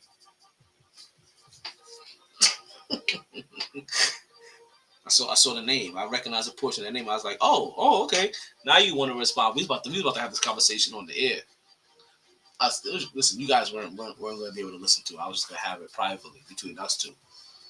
And if you guys want to be nosy, you guys could have. I wouldn't go stop you. Like, I ain't gonna lie. Like, if I was a chick I'll be one of them people. Like I just have the camera up in my room 24/7, and just have the page running while you guys motherfuckers tip me all day long. Like that's all I do. That's how I make my bread. That's exactly how I make my bread. Just put the camera up in the room all day long and have the account running. I can watch me fuck my toy. Cause it's different, right? Like chicks can get paid for like chicks, like people will watch chicks, like pay to watch chicks fuck a toy. Nobody is watching. Nobody is paying to watch a dude fuck a toy. Right? Then are they? Is there a market for that shit?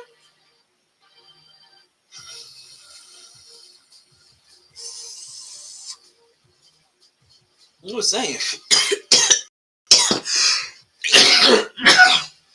It just reminded me of it.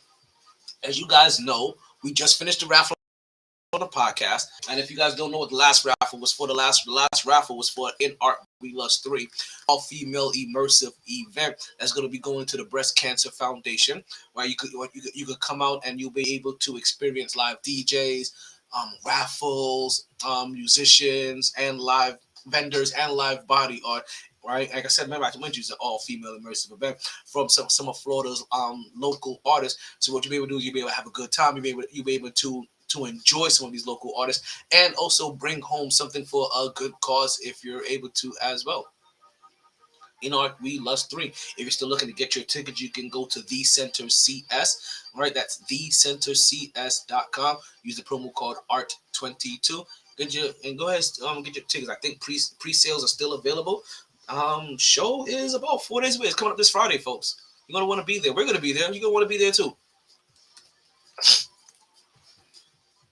You wanted to be there at Kansas City and Buffalo game. That was one hell of a game. And in an ironic way, it was determined by the last person that held the ball. It was just the fact that you didn't think it was going to be an interception. When Patrick Mahomes and the Kansas City Chiefs got the ball, we all were watching. And it's better when you have close, good games. But this is just what makes football intriguing: is that almost every game can be a close game. Even games that are bad for the most part. Even games that are horrific to watch for three and a half quarters usually are coming down to a touchdown. And that makes that last 6 minutes the most exciting 6 minutes of ever. Because everything now matters. It's kind of like, I guess, you know what? I just realized I am saying the same thing that people say about basketball that I don't like. That, it's coming the last 5 minutes of the game and you can very much get but then you miss the whole entire drama. Now, remember, when I'm saying this about these football games, understand that you're still watching the whole thing because you have to get that nastiness, right, to be able to appreciate what's going to be good football at the end. Or maybe you get a good football game, you still want to see how it ends. That's what we had here with Kansas City and Buffalo. We had a great football game that you wanted to see how it ends. And when you saw Patrick Mahomes still get that ball with time in his hand, you're like, you know what? 90 seconds is more time than I need. Listen, it may be scheduled for 12, but it could be over in 1. And we're going to try to see if I can get this done in 90 seconds. Like if I could just Dante Wilder my way back into the winning column and leave Buffalo Bills over there straight sleep.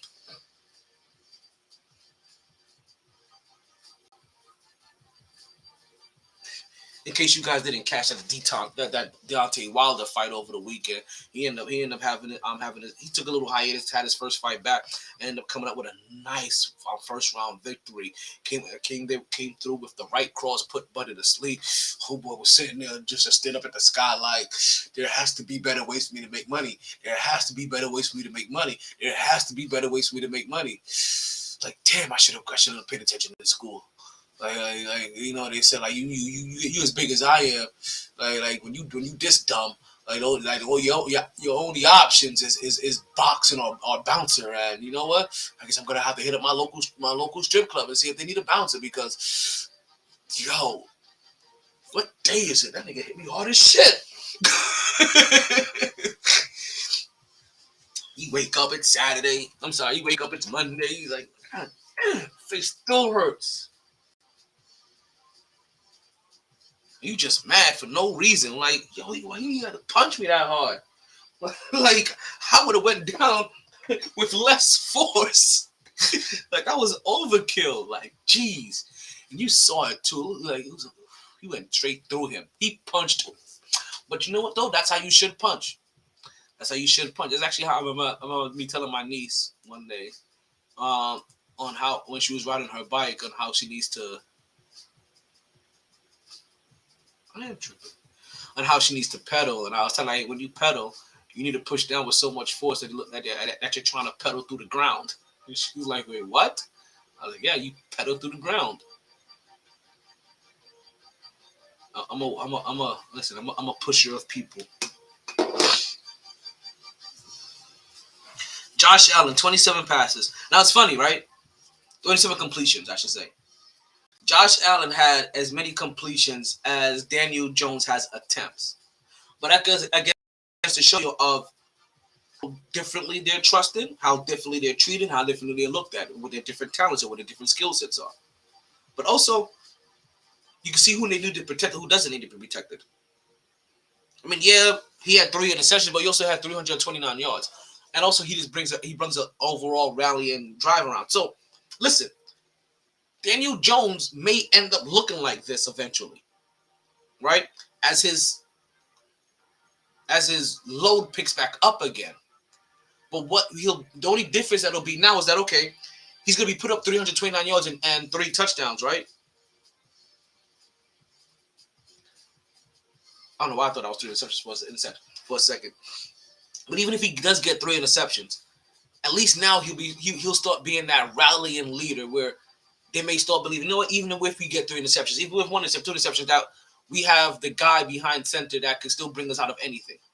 Bring us into any. He may get us in a couple of situations, but he could take us out of any scenario that he needs to. Bring us into winning. So like they gotta start having faith in you that way.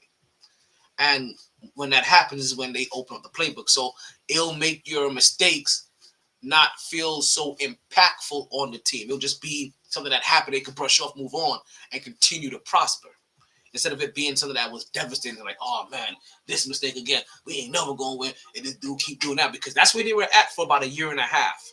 Where if you made a mistake, it sucked all the air out of the room and completely deflated the team.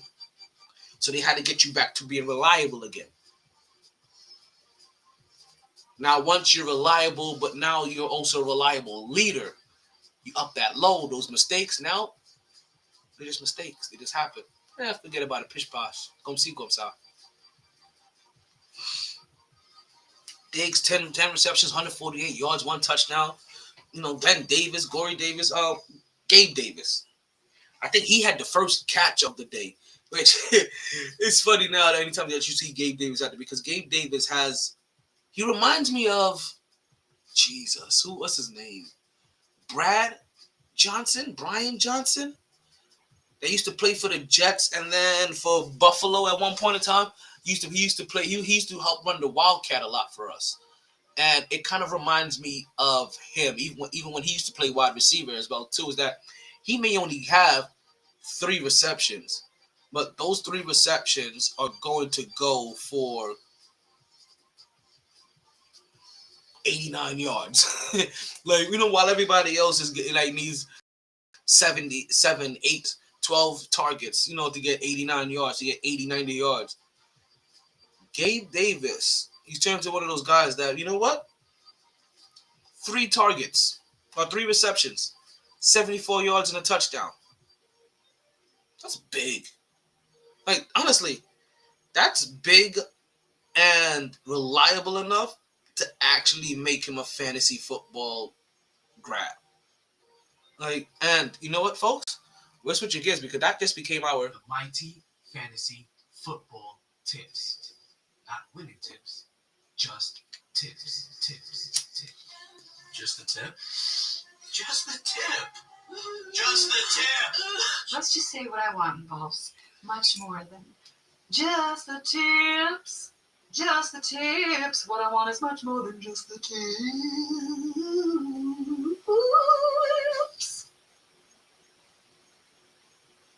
If Gabe Davis is available in your league, I would say go grab him. Especially you ladies. If Gabe Davis is available in your league, go grab Gabe Davis. and he may not be able to be good enough to be a number one, number two spot. You can put him in your flex and be safe and feel safe with him there. And know that, like I said, his attempts are never up there.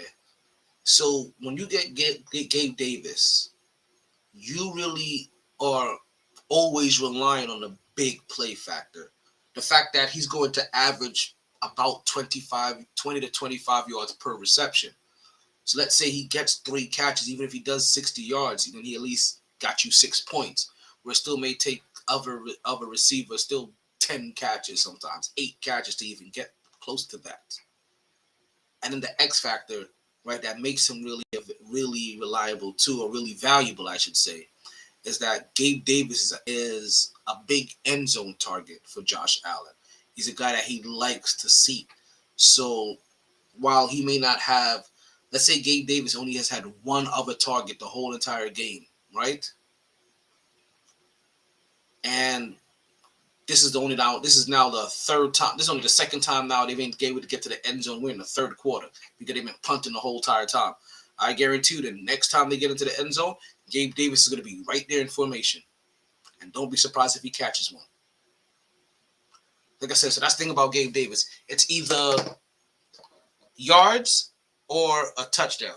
And if you can get both, then you are Gucci, because then you can get double-digit points for him. But he's normally probably going to get you about 6 to 8 points per week, and it's all going to be dependent on which one of the factors is he getting that or is he lacking? Is he lacking the touchdowns this game, and he's getting the yards, or is he lacking the yards and he's not getting the touchdown? You know what I mean? I don't know if I said the same thing twice, 2 different ways, but you know what I mean. He's talking to me. Starting to fade a little here, and we still haven't even gotten into the minutia of the show.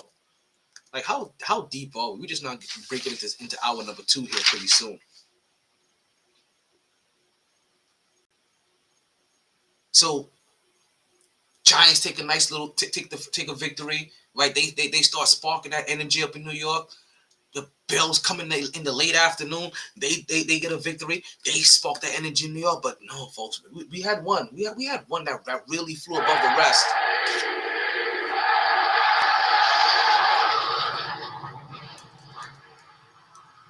And that was the Jets, Jets. As, again, another game that was thought to be lost for the New York Jets. And it was funny, as we were doing our picks on Friday, I purposely told you guys I was picking the Jets to win this game, but the Jets have been doing the opposite of what I've been picking all year. When I picked them to lose a game, they win it. When I picked them to win the game, they lose it. So I was like, you know what? I think it can happen. I think we can win this one, but I just can't pick us to win. So I went green. I said that to you guys. Man, I'm so happy we gave that victory. I'm telling you right now, if it takes me picking against the Jets every single week for them to win, I'm gonna do it. I'm gonna do it. You best believe, like, I'm gonna do it. I'm gonna make that one happen. Like I'm like I'm not gonna give up that one again. Like, if that's what it takes, I will constantly every single week. I will give up. I will stop listening to. I will stop picking my Jets. All right, and I'll pick against them every single week if that means that the Jets will come away with dubs. I've said it about the Giants. I will say it about the Jets, and I will continue to say it. Nobody saw us in this position. Right? Nobody saw us in this position.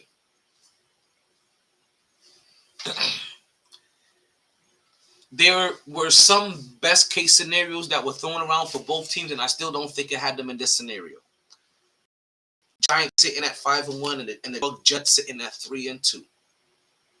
And everyone like, damn, 3-2, and you have it.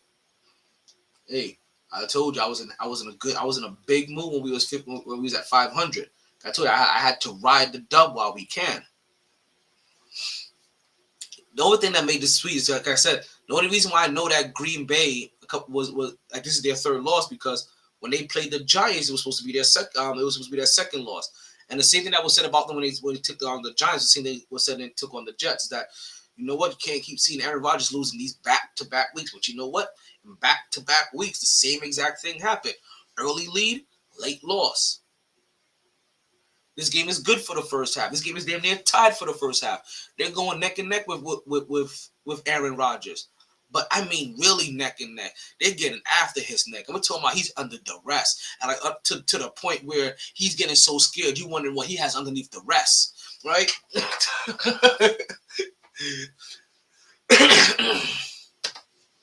So, this game, in a shocking way, ends up being a very good defensive game. We're talking about block punts, block field goals, sacks, pressure. Like, oh my God, Leonard Williams? I hope I'm getting the right player correct. I think I may have just like crossed time frames. Is that my beer? Oh, it's okay. But like you understand what we're talking about. There was pressure on the defense, right? Pressure on the quarterback. You see Sauce over you see Sauce over here doing this thing. Sauce over here. We're talking about match them so hard, put so much pressure on them, keep bringing that heat on them that heat turn them into their own personal cheese sauce. You understand? I don't control that. That's just perfect timing. Me and my phone is in a sync like a Power Ranger. Where was that happening? What was that anyway? Ooh. One of the podcasts that I actually like to listen to at times, right? To prepare for these podcasts with you guys. I think I just saw one of their shows go up. They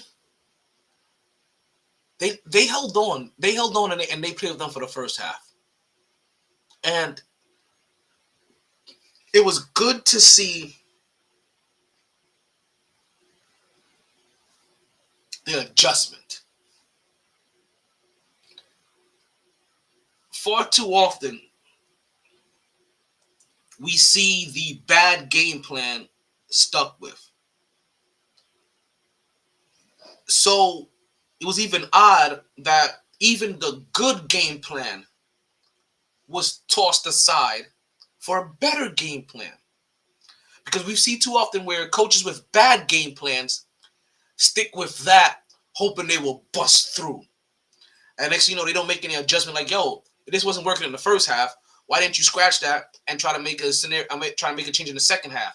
And even then, you saw it wasn't working in the third quarter. Why not scratch it and make an adjustment for the fourth quarter? It's like, nah, let's just keep running this. It's going to break eventually. This isn't water on a stone. You don't have a lot of time left.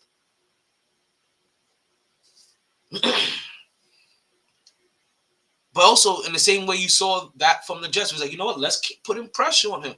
Like, if we keep him going backwards and keep those guys on their toes and they never get a chance to rest, they're going to eventually make the mistake that they need to. But you know what, though? You can do that with your front line when you have good cornerbacks. You could come at them with that straight heat, like, hey, taste this chip, right? You could come at them with that straight fire. You want to listen to my mixtape? Got you. If you got people back there that can really bring the sauce. And that's what you have. Now, again, you're still seeing Zach Wilson not get comfortable enough with not be comfortable enough with Wilson himself. But who he is comfortable with is Corey Davis. Corey Davis, the big fat contract of Corey Davis. He's there though. So we're looking for him to be productive with somebody. I guess Corey Davis is the way to go. If you're a Corey Davis kind of guy, it was really crazy. In the fantasy game that I was in, there were 3 Jets players that we had. We had both running backs, and he had Bryce. I forget who that was. Michael Carter, something like that. Well, I forget what that one his name is. I have Wilson. So there's 3 Jets players that we have, and between the 3 of them, they barely pull up 6 points. And there was a Jets touchdown, and did it happen by I was like, this is some bull. We supposed to have the 3 of the 4 major people that will be considered scoring a touchdown for the Jets, and the person that scored a touchdown was guy number 9.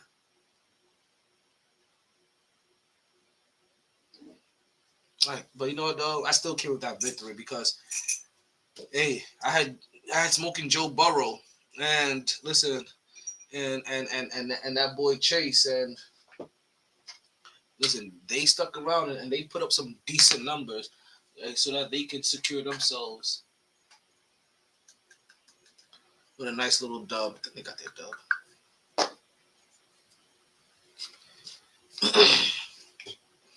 Giants will, excuse me, not the Giants. The Jets will end up winning this game 27-10. Like I said, remember I told you, it was a close game in the first half. Actually, it was a tied game in the first half. It was tied 3-3 in the first half. Next thing you know, we're talking 2 touchdowns by the Jets in the third quarter. Green Bay puts up another touchdown, but you can see the momentum shift. You can see the pace. When I say we're talking about block punts, block field goals blocked for touchdowns. All of that is happening in this game, and it was crazy because I remember one possession went from like a 3. Like it was a blocked field goal, right? Then they called taunting, right? Gave the ball back to the Packers. It was another 3 and out, and then they missed the field goal, and I was like, oh yeah, this game may definitely be ours. My homeboy looks like he's about to switch insurance companies and get tired of the mayhem. For real. And again, nothing special either here. Zach Wilson, 10 for 18, 110 yards. But underneath the same philosophy, get the ball to your playmakers as much as you can. No touchdowns, no interceptions. Bryce Hall, 116 yards rushing, 20 carries. Understanding that, you know what, if the run game is gonna be dominant, you gotta run like 20 times a game. Do.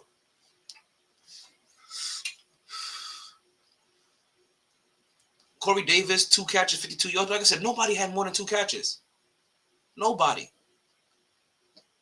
Bryce Hall, 2 catches. Corey Davis, 2 catches. CJ Uzma, 2 catches. Who scored the touchdown? Braxton Berrios. I didn't even know that was a rushing touchdown. I thought that was a passing touchdown. I thought he shuttled or something to him. Braxton Berrios rushed for the touchdown. And so did Bryce Hall. That was eventually. And then wasn't there a defensive touchdown? Doesn't look like it. I really thought there was a defensive touchdown. I thought after one of the block punts, they ran that all the way back in, but it could have been very close inside their red zone at the time. Maybe it was a whole different game I saw, but a block kick was returned for a score. I don't know. These games starting to blur, and I'm starting to blur. I can't even go fully into how much joy I have for you. Like, or now I have for you. But how much joy I have for you because, listen, I was super happy. Like ridiculous overjoyed. That by the end of the night, by 7 o'clock, it was like, yes, Giants won, Jets won, and now the Bills won. And the Giants they made it suspenseful. The Jets had a blowout. That just made it pure joyous. You could just watch the game with joy without having to sit on pins and needles. Right? Kansas City and Buffalo game is excited, and it's giving you that tense moment.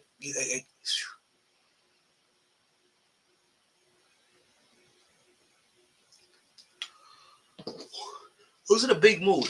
I was in a really big mood. And you know what? I'm going to let you guys know something. You could be in a big mood too. You could be in a big mood too with Blue Chew. What is Blue Chew? Blue Chew just happens to be this little blue pill that can get you back your throat. Right? All you have to do is open up a pack and then head straight to the sack. Just a few chews. You can do. What is this? This has the same active ingredients as Viagra and Cialis. So basically, this is chewable Viagra and Cialis. So this is one opportunity that you just can't miss. For a very low cost, you can beat it up like a boss. And she will love how you come through like a champ when you Blue Chew in advance. Now listen to me. I got something for you guys. Right? I got something very special for you guys. If you use this week's promo code of NYHS, like New York High School, right? November Yankee Hotel Sierra, New York High School, you can get your first order of Blue Chew for free. Yes, folks, for free with my promo code. Is a Blue Chew anything that you want? It's the thing that you need. I get it. I'm sorry, anything that you need is the thing that you want. You know what I'm trying to say? Like, never worry about having a whiskey dick ever again. Like, use it. Like, Blue Chew that shit. But don't do Blue Chew while drinking alcohol. That's not, you can't, don't mix your things. But if you feel like you got a little whiskey dick going on there, like, Blue Chew it. Honestly, like, you meet a random chick, like, and she wants to come over at 2 o'clock in the morning for some milk and cookies, right? And you're like, you know what? I don't know what's gonna happen, but we've been talking kind of nasty all day, like flirting. Let me make sure I do everything that I said I was gonna do in those DMs. Blue Chew it, ladies. I'm not telling you to put Blue Chew in your man's drink. I'm just saying that, you know, you can be stingy too. Get the Blue Chew for you, and you can be for free for you. Use my promo code NYHS. All you gotta do is pay for shipping and handling. Shipping and handling is only like $5. Like, trust me. And when you see the low cost that they have, period, I think you're gonna open up. I think you're gonna sign yourself up for an open subscription. Go to BlueChew.com, and again, don't forget to use the promo code NYHS. Promo code again, that is NYHS. Blue Chew. Chew it and do it.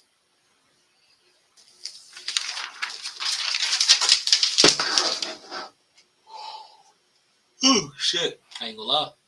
This last hour's gonna be rough. But you know what though? May not even take a whole hour. This next segment may only take about 15 minutes because we're switching over sports for a while, right? It's not for a while. We're switching over sports, period. And we're gonna get into some basketball because there's no way that I can let this show pass on a Monday, October 18th, pass and not talk about basketball when the basketball season would have been the first night of basketball will be over, I think, 24 hours from now. So less than 24 hours, we have basketball, folks. First game is at 7:30. I need to write the time down. We have the 76ers versus the Boston Celtics, kicking off the inaugural game of the season, right? Both of these two teams are projected favorites to come out of the East. If you're going through the East, you're probably going to go through one of those two teams. Now, I know there's some Milwaukee fans that may think different. There's some Miami fans that may think different. I'm not saying that these are the two teams, and these are two of the favorites. Brooklyn, I know. Listen, I ain't forget about you either. My bad. Right, so we start off everything with 76ers versus Boston, and after that, we have the night game, where we have the night being wrapped up with the Lakers versus Golden State Warriors. Don't got to tell you why the Lakers in. The Lakers is just that franchise, and then they have that dude. They have the face of the league right now on their team. So you're gonna get a heavy dose of LeBron James this year. Also, don't forget that LeBron James is 1,325 points away right? From being the all-time scoring leader in the NBA of total points scored. So every game we'll be looking at. Like, you understand? By end of game one, we're hoping to be in the 1200s. We're hoping he would have put up at least 26 points in game one, and we're no longer sitting at 1325. We're talking about in the 1200s somewhere. This is probably going to be the biggest shit that we've ever talked about LeBron James here on the podcast. We will be following LeBron James like we follow Stephen Curry. Every shot, like every move you make, every step you take, I'll be watching you. Every move you make, every step you take, I'll be watching you. Cause I wear my son. Okay, this is okay. But and then obviously, it's not about LeBron James. It's about the Golden State Warriors, the NBA champions. That's who the Lakers will be taking on. I also, as you know, first game, they guys can keep it local. You don't have to travel so much. You guys in the same general vicinity, right? But also give us a heavy dose of what could be an Eastern Conference championship, right?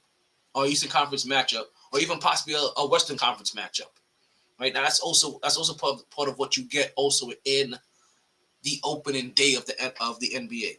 Like I said, we could get that ring ceremony. We get to see those rings that everybody's about to get, and then we get to say to ourselves like, God damn, like Jordan Poole is lucky that Draymond didn't have that on when he hit him, right? But big up to both of them for being the bigger man, even though Jordan Poole looked like that had to be the hardest explanation that he ever had to give. That listen, that this we discussed it, this, that, and the third. We're teammates. We're here for the bigger picture. This, that, like man, like that looked like that was the hardest pill for him to swallow. As if also that they told him like, you're here for 4 years on a rookie extension. We don't know how long we're gonna keep Draymond. Like you are the wave of the future, and he is being washed out. We're like, you understand, if they can get the same kind of intangibles, right, and production from Kuminga or Wiseman, Draymond Green is done. Just let you know that now. Draymond Green will be the first piece for them to be like, you know what? We think we can do this without you. And he ain't gonna be like Sean Kemp, right? He even gonna be like Kevin Love, where he's gonna be like on some other random team and at least be good with them for a while. It's gonna be like, if he don't go to a championship team, he don't end up going to LA. They'll help LeBron, which is so funny. Everybody, like all these guys that feel like that they have an edge to them. They want to go help LeBron. Like, Patrick Beverly, Draymond Green. Like, we're gonna go help LeBron. All right, we gonna see. Keep saying that when they lose, you're gonna be just like Russell Westbrook. We gonna wonder what's wrong with you and why you can't help LeBron win, and what do you keep doing wrong, because LeBron is great, and so it must be you that's fucking up. All right, keep talking that shit. But we get the LA Lakers versus Golden State Warriors, so we get an early matchup of that as well.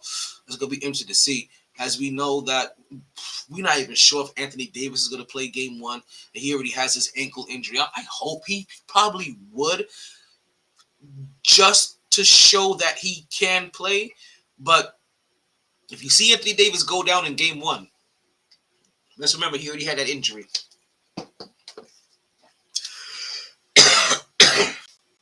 And he probably shouldn't have been played.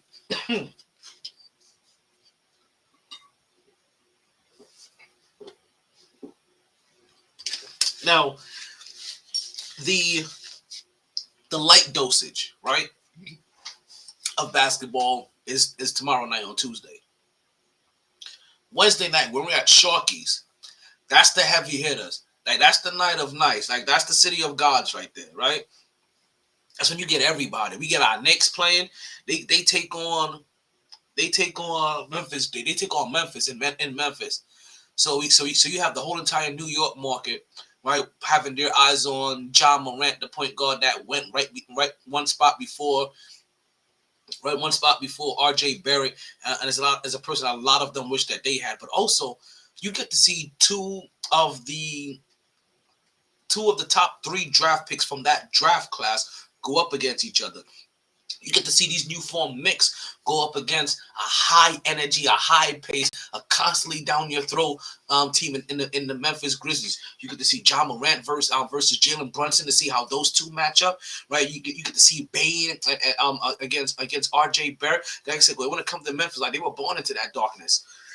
So it's a very good early test for a young New York Knicks team for against a young Memphis team that is, while they're similar in ages, that team is about 2 steps ahead of where the Knicks are currently at. So that's a nice little measure stick early. But like I said, that's just how it plays us for us Knicks fans. Everybody else, we're just gonna get all the basketball that we ever wanted in the whole entire world, and that's one of those days that you wish that you can watch all the basketball. I wish I could every game in the world. I wish I could every game in the world. Right, I really do wish I could watch every game in the world. Right, we got Orlando going in and taking on Detroit. We got Washington taking on Indiana. You got Cleveland taking on Toronto. You got Chicago taking on Miami. And I still haven't found an interesting game yet. I'm sorry. Orlando Detroit is a matchup of young squads. Right, so like how I said about the New York Knicks and Memphis, like if you're a fan of Orlando or Detroit, you're looking for victories here because you're hoping that you're better than that other young squad across the way. But these are also 2 young squads that should be at the bottom of the league. Not expecting much from either Orlando or Detroit this year. I expect both teams to be in the lottery again. Cleveland and Toronto.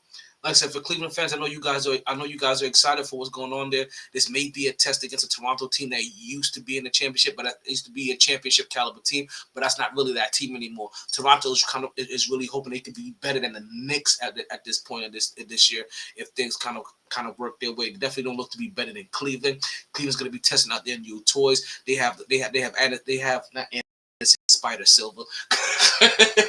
They have the Spider. Oh my goodness! I forgot your whole name because you didn't become a Knick. Man, why am I forgetting your name? Well, they got the Spider, Donovan Mitchell. There we go. They got the Spider. They got the Spider, Donovan Mitchell. So he's their new toy. You still have their young big man to see how he's gonna develop in his second year as well. So this looks to be a prominent team. You still have Garland there, who's a bona fide bucket getter. So if you have about 3 guys there that you think that can get about 25 points on any given night, even by themselves, let's see if they can get the chemistry start to stick and see how things work out. So there's a little thing to watch, but like I said, I don't like that matchup. Because that's one of those games that it's either going to be a good game or a bad game. But I don't think it's going to be an exciting game. I don't think Cleveland and Toronto provides for much excitement of a game. Now, this next game kind of does, right? Not Chicago and Miami, the one after that. Chicago and Miami, kind of good game. I keep an eye on that because of the local market. That's still interesting to see. There's too many injuries that still goes on with that Chicago team. Injuries to Ball, injuries to the slam dunk contest with Zach LaVine. Zach LaVine? Zach LaVine. I don't know why I was confusing him. I thought I was calling him that singer's name. Right? So, Chicago, Miami has potential to be a good game, but this would be a game that Miami probably is going to come away with a victory on. There's a lot of proving Chicago's going to have to continue to do, and listen, New York too, but what an early on matchup against Miami, there's going to be some things exposed about them that they may not want it to be exposed early, and it could be a good game for them early because then they learn how to make some early adjustments that they probably didn't think they would have to make if they would have taken on some lesser talent. Now, probably the next game that's probably going to have a lot of eyeballs on it tomorrow night is going to be New Orleans versus Brooklyn. Right? Like, we could pontificate like about that game the same way we talked about about Knicks and Memphis. But again, you get another player from that same draft as R.J. Barrett and John Morant. You get another player from that market, right, or from that draft class, taking on a New York market team and being seen in the New York market. Again, reminding New Yorkers of somebody that they could have had, right? But also in a good matchup against Brooklyn, because if Zion Williamson is in peak form, or in the form that we think that he's coming into camp at, right? Ow, shit. I got hit on my iron mic. It's the iron mic right there. He can very well, at some point in time, bully every single star on that team.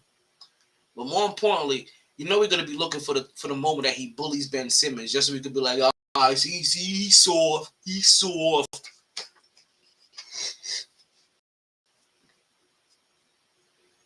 So that's a nice early matchup. That's a nice matchup with a lot of stars. That young Pelicans team is a team to watch. You have Zion Williamson. You have Brandon Ingram, who was traded away from that team. I think from the Lakers when the Lakers were over here trying to pick up LeBron James. I think, or Anthony Davis.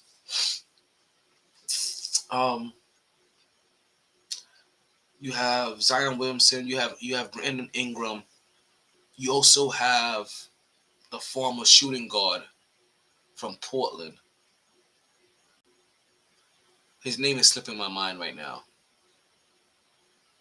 It's not this. It's not with an M. No, I'm thinking about Chris Middleton. It's not Chris Middleton. But you have those three guys together now, and remember, this is a New Orleans team that looked good last year.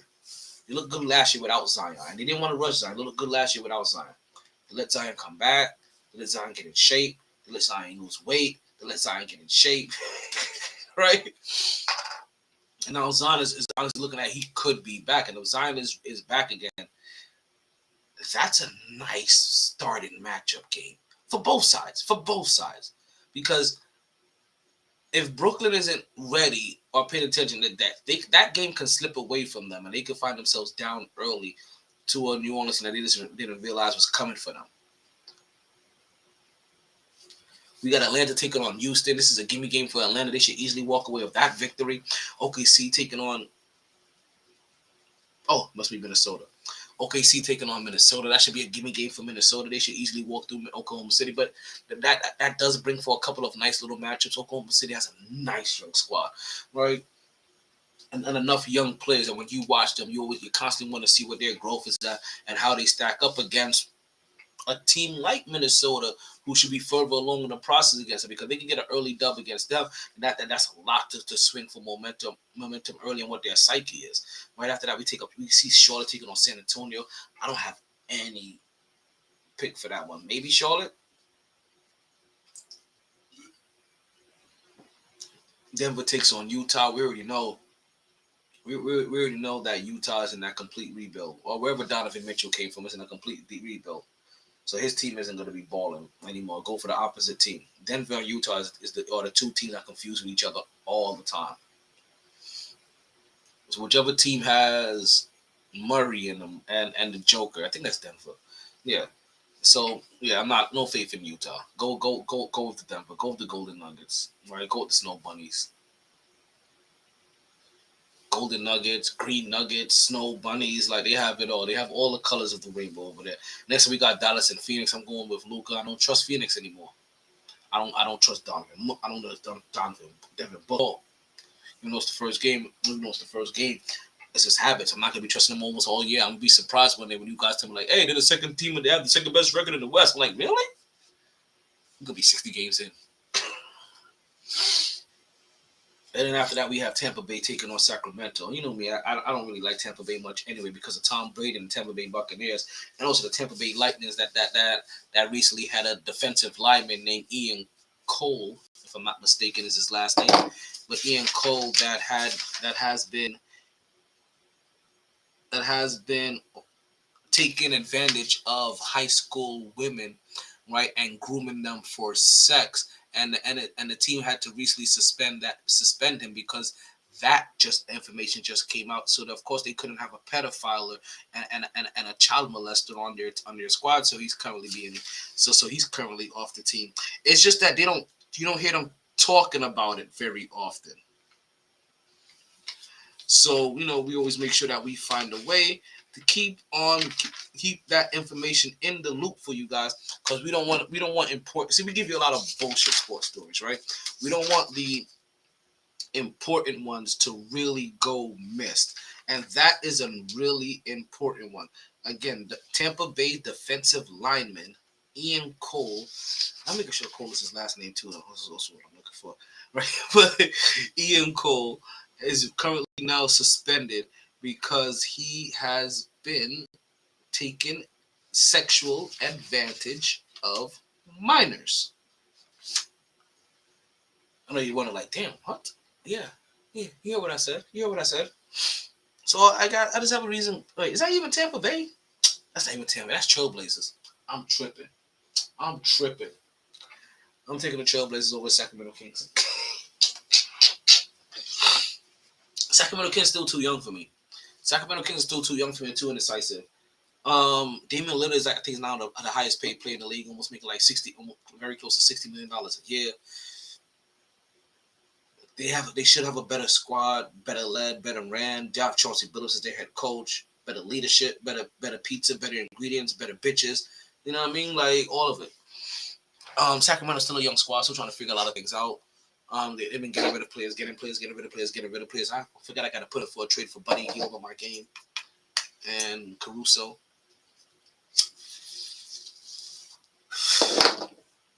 But it's just a little. It's still maybe too early for Sacramento. But again, Sacramento is one of those games. If Sacramento comes out and busts their ass thoroughly, and you see a complete shift into their energy and coaching philosophy and how they now understand the game, this could be the start of them finally coming into their own. But until that is foreseen, this is gonna be Trailblazers over Sacramento, and I have more faith that what I just said is gonna be them doing this year and having a bounce back year from last year and also from COVID year as well. Now, before we even start the season, I think we quickly mentioned that the Golden State Warriors will be starting things off. They had a couple of players that just end up getting their money, right? And it was funny because we saw both of these players celebrating after the game, and the thing that they were saying to each other about, you about to get a bag, no, you about to get a bag, no, you about to get a bag, no, you about to get, no, we both about to get a bag. And both got a bag. They did. Jordan Poole signs an extension, right? That's his rookie extension for 4 years, $123 million.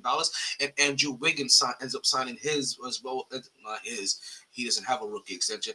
He ends up signing an extension with the team and renewing his contract to stay there for another 4 years, $109 million. Now, this is very important that they do this here because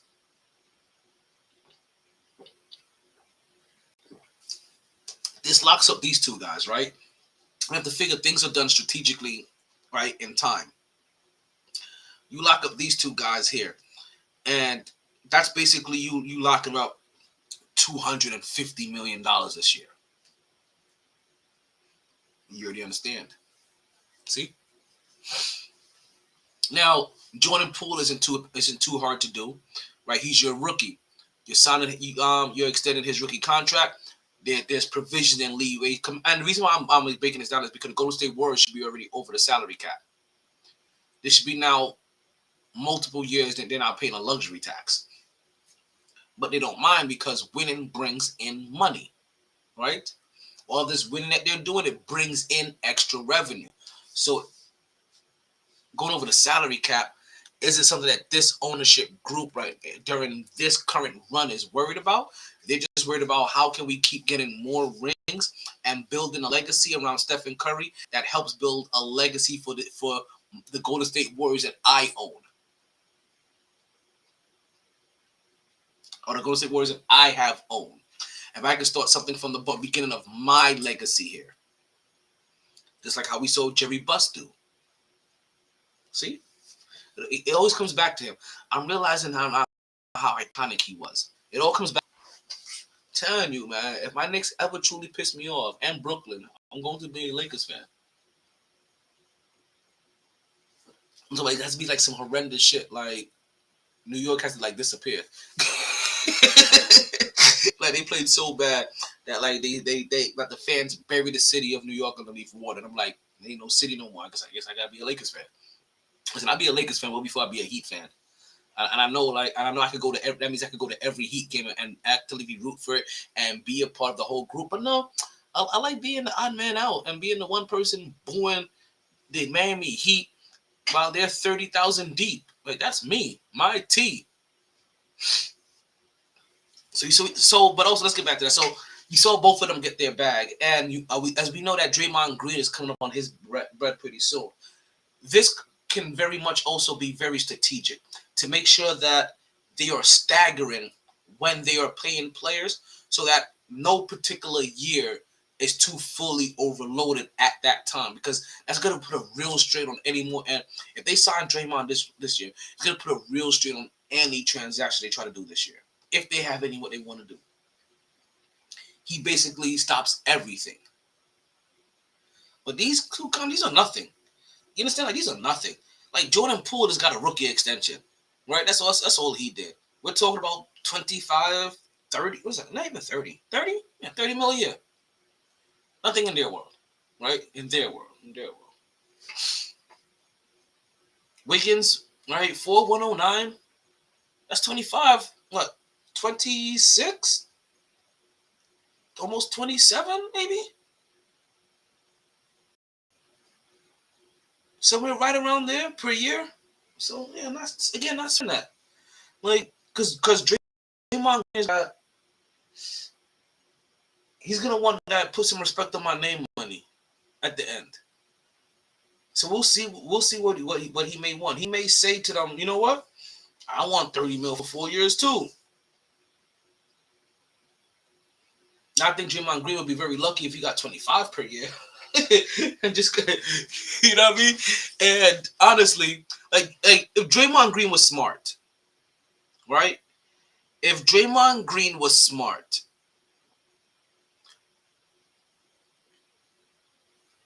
he would give the team a very team friendly contract this year and start negotiating being the Udonis Haslem for the Golden State Warriors. Like, that's what he probably should do. Right? Don't worry about, oh, I need to respect my name and I need 35 mil a year or so I'm going to leave. You know what?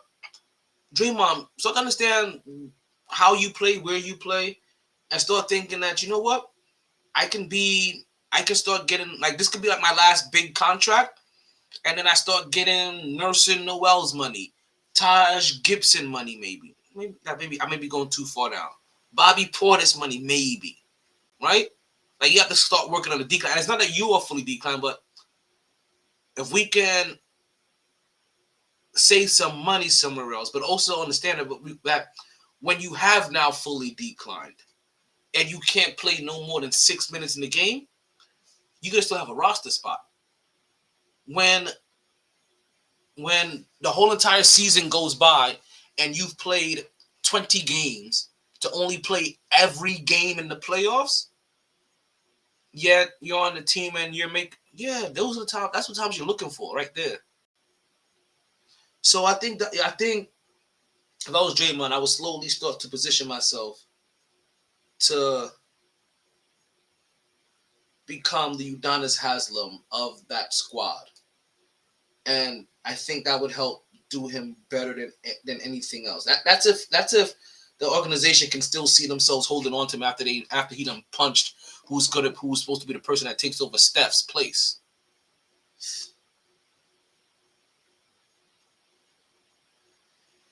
Guys, folks, just like how we wonder, well, a lot of stuff. I don't know how I'm gonna do this transition. I'm tired. I think I'm done. Oh man, because we talked about LeBron James, man. This LeBron James 2023 season is gonna be crazy. This is probably gonna be one of the top 5 most covered years of LeBron James's career. And I'm letting you know that right now. Because his rookies, we're talking about his rookie season, his last season, right? And those are going to be two of them in his top 5 already. His not Chicago, but his Miami years, and those Cleveland years, and even the Lakers years, right? Depending on what particular moment that you want to grab from those. This particular year is going to get into this top 5 LeBron James years. And like we have ourselves a call right at the end of the show. Let's go ahead and get our phone call in here. Don't worry, I see you, fuck poor.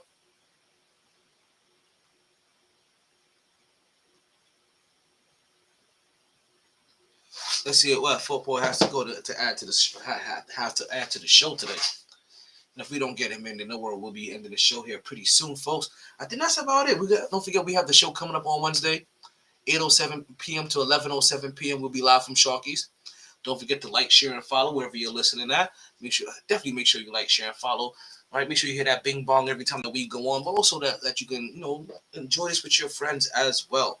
You can catch us every Wednesday, and Friday night, same time, same place, same exact location. I think I'm gonna start the new raffle this Wednesday. I may let it breathe. Nope. The new raffle is gonna start next Wednesday, folks. So let you guys know. The new raffle is going to start next Wednesday. I'm going to run that all the way until the 3rd week of December. So we're going to run this for a while. I'm going to try to run this for about 2 months straight. We're going to really get everything out of this one. Because the prize that I'm giving away, fellas, is going to change your life. And that's why you share the podcast. Because somebody's going to listen to this podcast. This podcast may change their life. And you can change your life by constantly transforming yourself into the kind of person that you would want to work for you. This is Talento Ma Taylor, or Talent El Idolo Deportivo Taylor with the MyT Sports Podcast. I appreciate you guys listening.